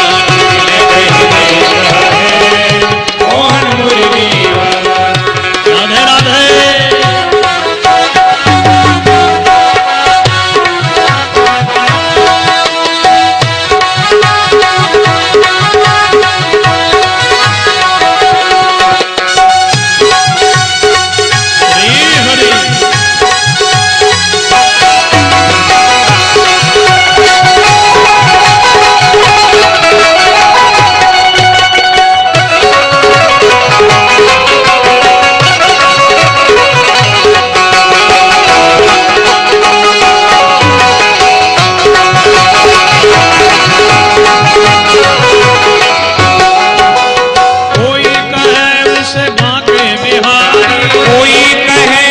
बांके बिहारी, बांके बिहारी, बांके बिहारी, बांके बिहारी, बांके बिहारी, कोई कहे उसे बांके बिहारी, कोई कहे उसे बांके बिहारी, बांके बिहारी, बांके बिहारी, बांके बिहारी, बांके बिहारी, कोई काली कमली बाला, बता दो कहीं देखा है मोहन मुरली वाला, मोहन मुरली वाला, बता दो कहीं देखा है मोहन मुरली वाला, बता दो कहीं देखा है मोहन मुरली वाला। श्री हरि तारा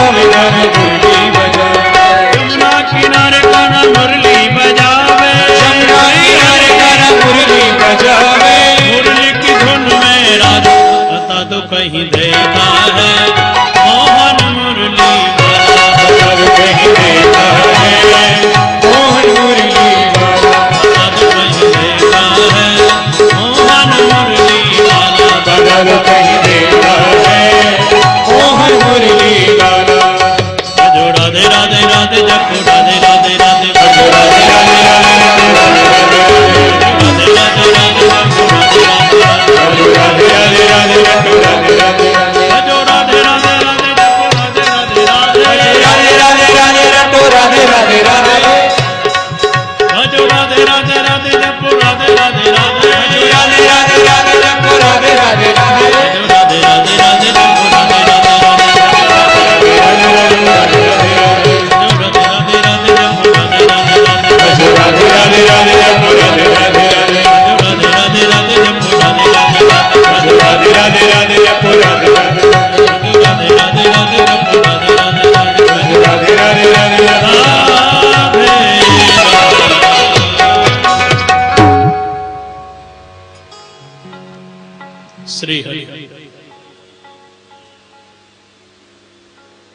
अस्तु, ध्यान दें आप लोग।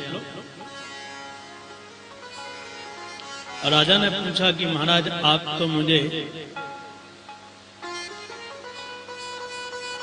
श्री हरि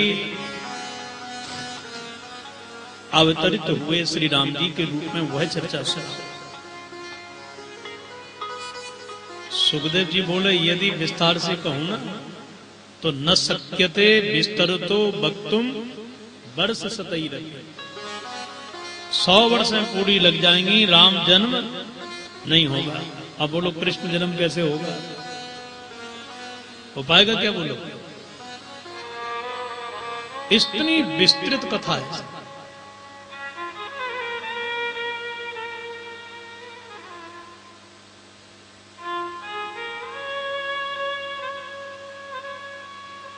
पर सुनो प्रसंगानुसार, श्री हरि के नारायण के पुत्र ब्रह्मा, ब्रह्मा के पुत्र हैं महात्मा मरीचि, इनके हैं श्रीमान कश्यप जी महाराज। इनके यहाँ पर श्राद्ध देव का जन्म हुआ। पत्नियां 2 थी। अब श्रद्धा नाम की पत्नी को लेकर के एक बार यज्ञ कर रहे थे, पुत्रेष्टि यज्ञ। देखो साहब, बिना पुत्रेष्टि यज्ञ के जिनके यहाँ बेटा बेटी ना भय, बाई को नाम है सूर्यवंश।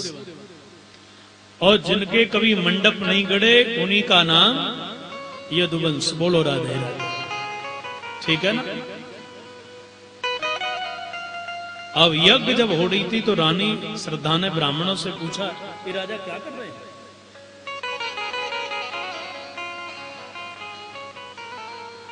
तो ब्राह्मणों ने कहा पुत्रेष्टि यज्ञ करवा रहे हैं। अच्छा, इससे क्या होगा? बोले आपके लाला होवे को, लाला होवे को। और रानी ने विचार तीनों, यदि कहीं लाला भयो तो राजा के साथ में राज सभा में रहेगा, और बिटिया होगी तो मेरे साथ महलों, साथ रनवास में महलों में रहेगी। और उस समय टीवियां तो थी नहीं साहब, मनोरंजन का कोई साधन नहीं था।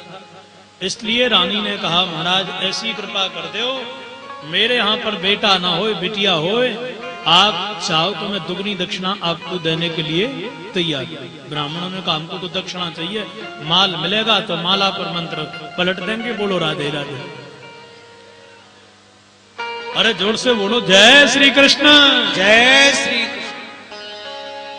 ओ महाराज पूरा का पूरा मंत्र ही पलट दिया। आज 10वें महीने में बेटा की जगह हो गई बिटिया। राजा तो अचंभे में पड़ गया कि गुरुजी का बात मान तो कभी फैल होता नहीं, पर बेटी कैसे है गई। श्राद्ध देव जी महाराज वशिष्ठ जी के यहाँ पहुंच गए। गुरुदेव ये क्या हो गया, तुम्हारा मंत्र संत्र कैसे फैल हो गया? गुरुजी ने कहा जरा जो जब में ब्राह्मण आए थे उनको बुलाते। साहब को बुला करके गुरु वशिष्ठ जी ने कहा हे ब्राह्मण देवता, तुम कहाँ खा गए गोता? ये बेटा का बिटिया कैसे है गई? ब्राह्मण देवता बोले गुरुजी महंगाई का है जमाना, दक्षिणा आप कम दिलाते हो, सो हमने मंत्र बेटा को ना जपो बिटिया को जपो। क्यों जपा? बोले रानी ने दक्षिणा ज्यादा दी इसलिए।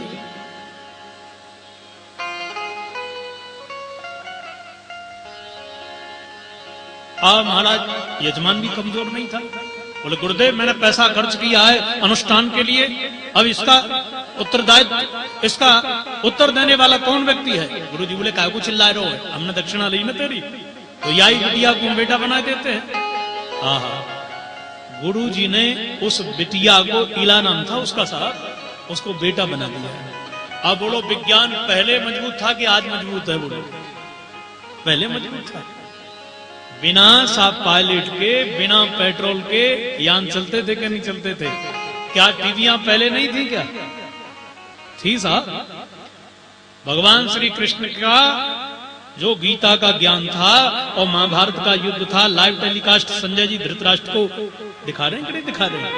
पर वो जानते थे कि टीवी से यह टीवी असलियत वास्तविक बीमारी बन जाएगी, इससे उतने लोग सुधरेंगे नहीं, उतने हमारे नवयुवक बिगड़ेंगे। मोबाइल पहले भी थी साहब, और साधुजन समाधि लगा करके एक दूसरे से चर्चा कर लेते थे। सबके जितने भी साफ सत्यता यह है, विज्ञान तथ्य पर आधारित है और धर्म सत्य पर है। तथ्य मिट जाते हैं, सत्य कभी नहीं मिटता है। धर्म के अनुसार विकास करो साहब, बने रहोगे, सलामत रहोगे। विज्ञान के अधीन यदि कहीं तुम विकास करोगे तो विनाश की जड़ बोगे। प्रेम से बोलो जय श्री कृष्ण।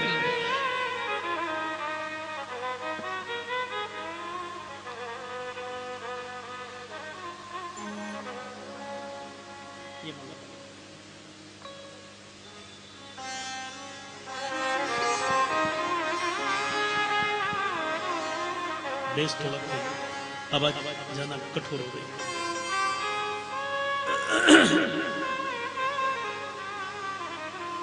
श्री वृंदावन बिहारी लाल की जय। बोले तदा बिला भवत्तेन सुद्युम्ना पुरुषर सभा।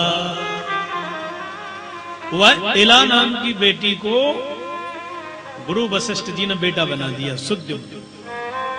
पर साहब होता वही है जो श्याम सुंदर को मंजूर होता है। एक बार वही बड़ा होकर के राजा बना, ऐसे खंड में चला गया, उसका नाम था इलाव्रत नाम का खंड। शंकर जी ने उसको साथ दे रखा था कि यहाँ कोई पुरुष आएगा वो स्त्री बन जाएगा, घोड़े आएंगे घोड़ी बन जाएंगी, कोई पक्षी भी आएगा तो वह स्त्रीलिंगधारी बन जाएगा। वहीं इसने प्रवेश किया सो स्त्री बन गया साहब। गुरु जी ने फिर कुछ महीने के लिए पुरुष बनाया, कुछ महीने के लिए स्त्री बनाया। पब्लिक में यह बात फैल गई। पब्लिक ने कहा राम राम, ऐसा नपुंसक राजा हमारा जो महीने तक घर में बैठा रहे फिर बाहर आए, हम ऐसा राजा नहीं चाहते हैं। तब इसी श्राद्ध देव ने साहब जमुना के किनारे 100 वर्षों तक तप किया घोर। और इनके यहाँ पर 10 बेटा भाई। किसके यहाँ? श्राद्ध देव जी के यहाँ।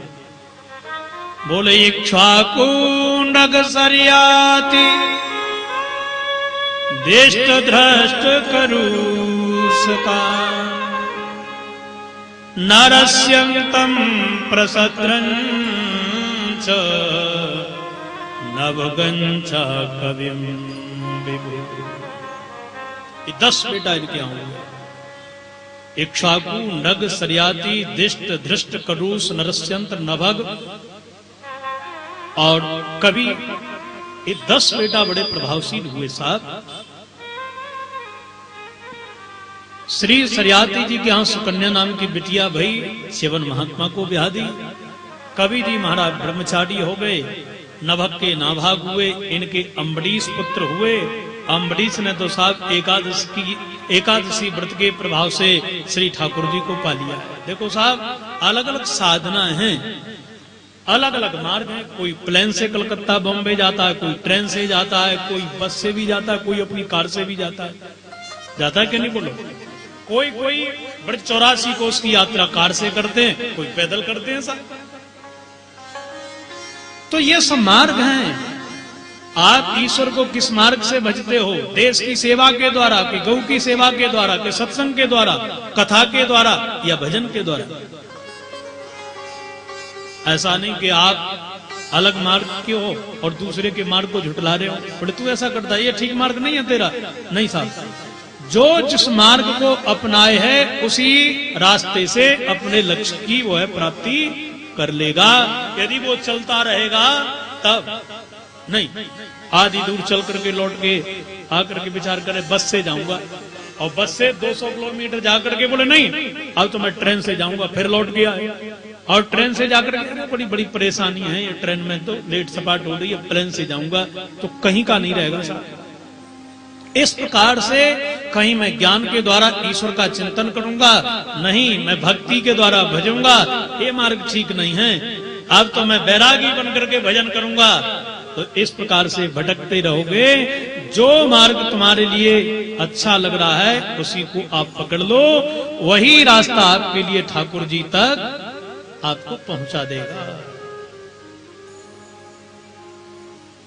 बोलो जय श्री कृष्ण।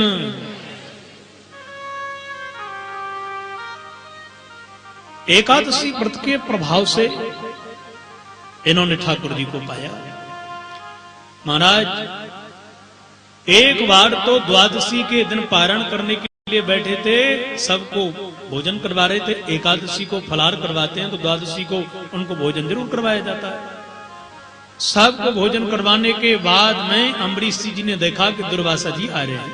आओ महाराज, आप प्रसाद पा लो। दुर्वासा जी बोले पहले जमुना में स्नान करके आवेंगे। और जैसे ही लगाई डुबकी, लग गई समाधि, और ऐसी समाधि लगी कि महाराज राजा की द्वादशी निकल रही, त्रयोदशी लग रही है। अब पारायण तो द्वादशी में ही करना पड़ेगा। विद्वानों से पूछा मैं क्या करूं? तो विद्वानों ने कहा कि देखो महाराज, फलाहार करते हैं तो जल पीते हैं एकादशी के दिन, और द्वादशी के दिन भोजन करते हैं तो भी जल पीते हैं। यह जल दोनों का पूरक है, इसलिए आप हाथ में जल ले लीजिएगा। महात्मा जी के निमंत्रण का अपराध भी नहीं लगेगा और द्वादशी का पारायण हो जाएगा। हाथ में जल लेकर के अम्बरीश जी पान कर रहे थे कि सामने आ गए दुर्वासा जी, और जो देखा कि क्रोधावेश में एक सिर से बाल नीचे फेंका, बातें करते प्रकट है। ठाकुर जी ने राजा की रक्षा के लिए चक्र सुदर्शन जी को लगा रखो। चक्र सुदर्शन जी दौड़ पड़े और महाराज जलाते हुए कृत्या को जैसे ही महात्मा जी के पीछे पड़े कि दुर्वासा जी भागे। दौड़े दौड़े पहुंच गए ब्रह्मा जी के यहाँ। बाबा जी मेरी रक्षा करो, चक्र सुदर्शन मेरे पीछे लगे हुए हैं। ब्रह्मा जी बोले एक बात कहूं, स्थानम मदीयम सह विश्वमेतत् क्रीडावसाने द्विपरार्ध संगे। भैया मेरी आयु तो निश्चित है, द्विपरार्ध आयु का ही मैं जीवन धारण करे हूं, बस इसके बाद में कोई दूसरा ब्रह्मा बन जाता है। इसलिए मेरा एक निश्चित स्थान है। मैं राम जी का और राम जी के भक्तों का द्रोही अपने यहाँ पर नहीं रखता। अब दूसरी जगह जाओ। शंकर जी के यहाँ पहुंच गए। शंकर जी ने कहा कि आपकी रक्षा मैं भी नहीं कर सकता, क्योंकि आपने भक्त का अपराध किया है। और दौड़े दौड़े दुर्वासा जी ठाकुर जी की शरण में जाके बोले, नाथ त्राहि मां, मेरी रक्षा करो। भगवान बोले क्या हुआ? बोले अम्बरीश का अपमान कर दिया हमने, उन पर क्रोध किया। भगवान बोले तो हम भी रक्षा नहीं कर सकते। क्यों? बोले मेरा अपराध करते तो मैं क्षमा करता, तुमने तो भक्त का अपराध किया है। बोले अहम भक्त पराधीनो यस्वतंत्र ये बद्विजा साधु विरग्रस्त हृदयो भक्तैर भक्त।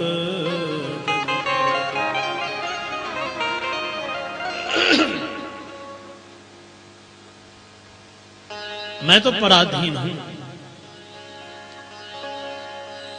स्वतंत्र नहीं हूं। आप पराधीन है ना, तो मेरी रक्षा कौन करेगा? बोले जिसका अपमान किया वही जाओ। श्री दुर्वासा जी ठाकुर जी के कहने से दौड़े दौड़े आए और राजा अम्बरीश से 1 वर्ष के बाद में आकर के विनती करी, हे राजन अब आप मेरी रक्षा करो। तब राजा ने कहा, हे चक्र सुदर्शन जी महाराज, मन कर्म वचन से श्री हरि के नाम का सहारा मैंने लिया हो तो दुजो भवतु विज्जुरा, यह ब्राह्मण कष्ट से मुक्त हो जाएं। जब बार बार प्रार्थना करी तब चक्र सुदर्शन जी शांत भये। आप आश्चर्य मानो, 1 वर्ष के बाद में इस अम्बरीश राजा ने महात्मा जी को पारायण करवायो तो 1 वर्ष तक राजा भी एक पैर से खड़ा हुआ है और इसने स्वयं अपना पारायण किया। ऐसी ब्राह्मण भक्ति और भगवान की ऐसी अद्भुत कृपा।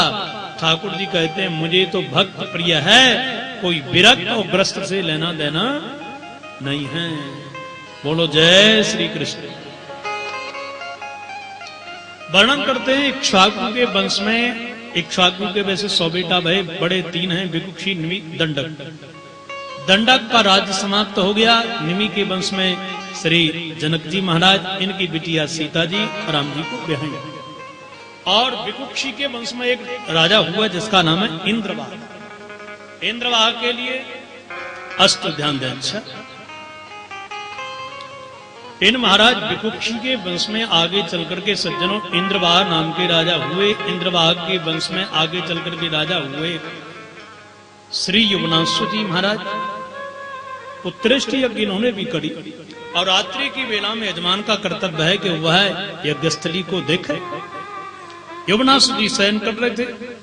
अब गर्मी की बेला में प्यास लगी, सो जो रानी के लिए जल रखा था उसी को पी गए। आचार्य जी ने आकर के गुरु जी ने सवेरे देखा, बोले भैया यहाँ इस कलश में जल था, वो कहां गया? यमुनासुर जी बोले वो तो हम पी गए महाराज, प्यास लग रही थी ना। तो गुरु जी बोले अब बेटा रानी का नहीं तुम्हारा ही होगा। क्यों महाराज? अरे बोले वही तो जल हमने अभिमंत्रित किया था। आप देखो चमत्कार विज्ञान का साहब, चिकित्सा पद्धति कितनी मजबूत थी पूर्व की, कि हमारे देवताओं ने, हमारे चिकित्सकों ने, वैद्यों ने राजा के पेट को फाड़ करके बेटा निकाला, उसी का नाम मानधाता हुआ। इतना बड़ा विज्ञान। बोलो राधे राधे, था के नहीं बोलो?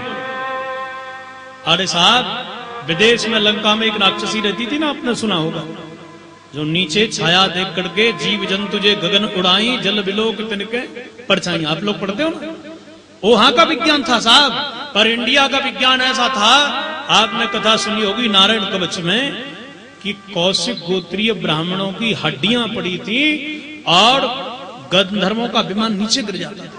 हड्डियों में इतनी शक्ति थी। वहां के जीते जागते राक्षसों में वह शक्ति, और यहाँ की हड्डियों में हजारों वर्ष पुरानी हड्डियां।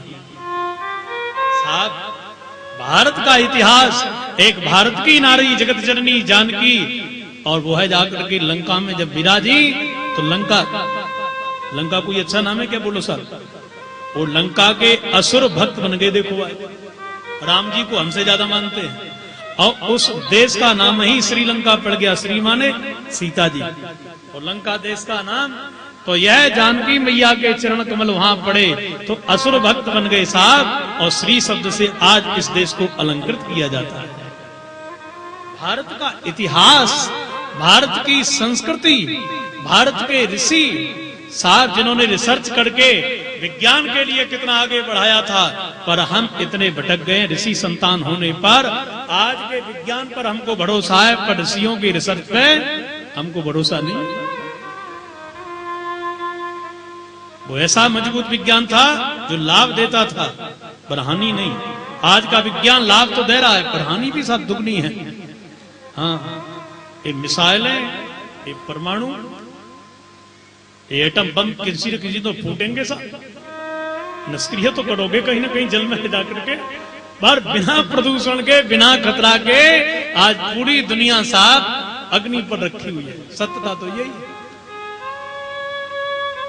पर बोर्डसियों का जो रिसर्च था साहब, वो सुख देने वाला था, विनाश का नहीं था। प्रकृति को छेड़ोगे सिवा कष्ट के हाथ कुछ नहीं लगेगा। विकास करो, पर प्रकृति को छेड़ करके, प्रकृति को हानि पहुंचा करके विकास मत करो। ध्यान दीजिएगा। अच्छा, मानधाता इनके हुए महाराज। मानधाता के यहाँ पर 3 बेटा बड़े श्री मुचकुंद जी महाराज, 50 बेटियां भाई। मानधाता की 50 बेटियों के साथ में महात्मा सौगरी ने एक मुहूर्त में ब्याह कर लिया। मुचकुंद के वंश में आगे चल करके राजा हुए श्री हरिश्चंद्र जी महाराज। सत्य बोलने के कारण साहब परमात्मा को पा लिया।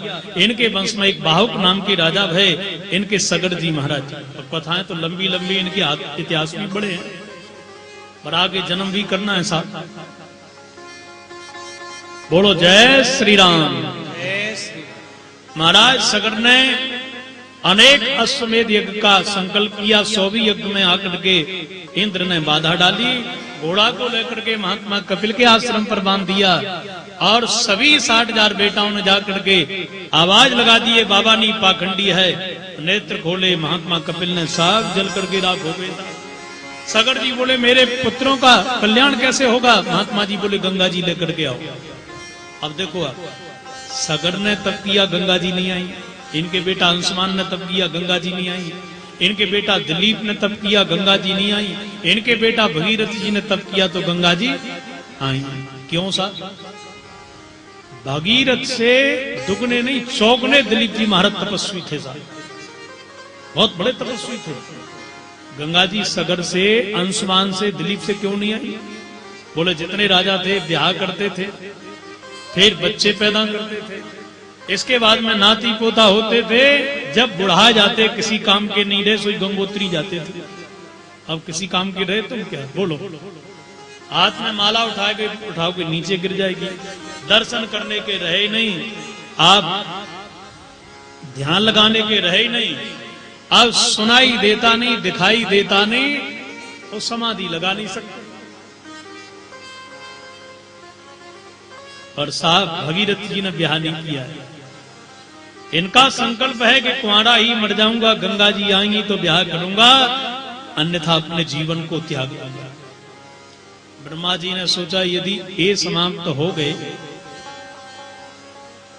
तो राम जी कहां से आएंगे, कृष्ण जी कहां से आएंगे, मेरे ठाकुर जी कहां से आएंगे। वशिष्ठ जी ने भी प्रार्थना करी, ब्रह्मा बाबा अब आदेश करो आप, क्योंकि हम एक सूर्यवंश की, रघुवंशियों की जो पुरोहिती कर्म की ये पद्धति अपनाए हुए हैं, ये तो राम जी के अवतार के ताही राम जन्म के अवसर के लिए ही अपनाए हैं। यदि भगीरथ जी के द्वारा गंगा जी नहीं आई तो वंश ही मिट जाएगा।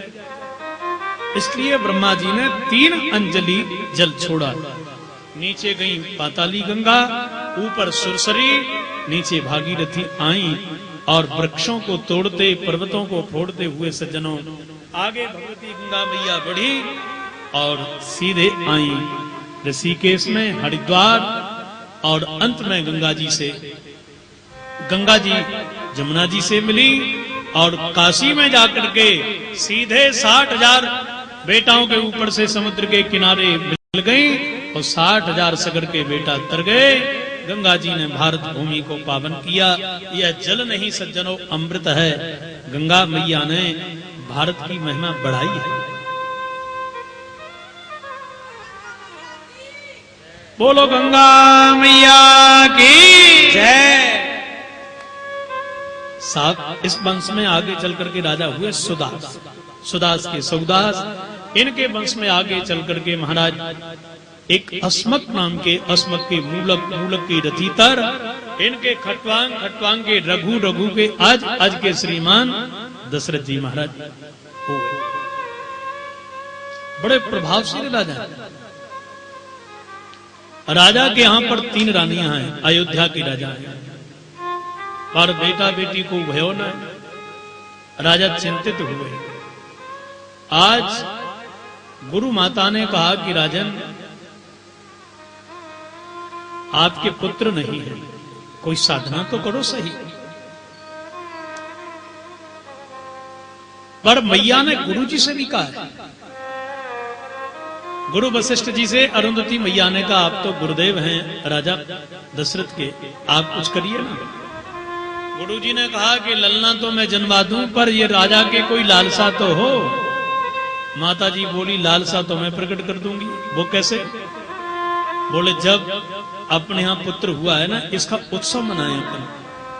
और गुरु वशिष्ठ जी ने पुत्र जन्म का बड़ा सुंदर उत्सव मनाया, पर बेटा को गुरु माता अरुंधति ने रुवा दिया, रोने लगा। माता जी तो चुप कर रही नहीं। राजा दशरथ जी ने कहा माते ये पुत्र क्यों रो रहा है, क्या बात है?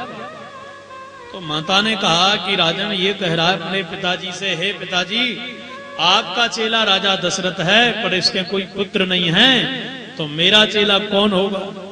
आप पंडिताई करते हो राजा दशरथ के यहाँ, और इसके यहाँ कोई पुत्र नहीं है, तो मैं पंडिताई किसके यहाँ करूंगा? मेरा चेला कौन होगा? यह बात राजा के दिल दिमाग में बैठ गई। और जब जीवन में चिंता हो, जब शोक हो, तो आप गुरुदेव से कहिए या ठाकुर जी से विनती करिए। गुरु ग्रह गए तुरंत महिपाला, गुरु ग्रह गए तुरंत महिपाला, गुरु ग्रह गए तुरंत महिपाला, गुरु ग्रह गए तुरंत महिपाला, चरण लाग कर विनय विसारा, चरण लाग कर विनय विसारा। गुरु जी के चरणों में जब विनती करी महाराज श्री दशरथ जी ने कि नाथ आप मेरे यहाँ कृपा करिए, मेरे पुत्र कैसे होगा। गुरु जी ने ध्यान किया, ध्यान करते ही बोल पड़े राजन अब आप चिंता न करिएगा, एक नहीं आपके घर पे तो 4-4 पुत्र अवतार लेकर के आवेंगे, प्रकट होंगे। कैसे गुरु जी? बोले खर्च करोगे तब। धराओ धीर हो यही सुतचारी, धराओ धीर हो ये सुतचारी, धराओ धीर हो यही सुतचारी, धराओ धीर हो ये सुतचारी। प्रभु बन विदित भगत भयहारी, प्रभु बन विदित भगत गुरु जी बोले राजन चिंता न करो, मैंने ध्यान लगा करके जान लिया आपके एक पुत्र नहीं 4-4 प्रकट होंगे। गुरु जी कब कैसे? बोले खर्च करोगी तब। बोलो राधे राधे। पुत्र इष्ट यज्ञ करवाई और आए यज्ञ को करने के लिए महात्मा श्रृंगी सरू लेके अग्नि देवता प्रकट भय, खीर को लेकर के उसके 2 भाग करे, एक भाग कौशल्या मैया को दे दीनो और एक भाग आधा आधा करके श्री केकई माता को सुमित्रा जी को प्रदान कर दिया। चरूपान कर और श्री हरि ठाकुर जी मैया कौशल्या के उदर में आके विराजमान हो गए। धीरे धीरे समय व्यतीत हुआ। जा दिन ते हरि गर्भ आए, जा दिन ते हरि गर्भ सकल लोक सुख संपत्ति छाए, लोक सुख संपत्ति छाए। जा दिन ते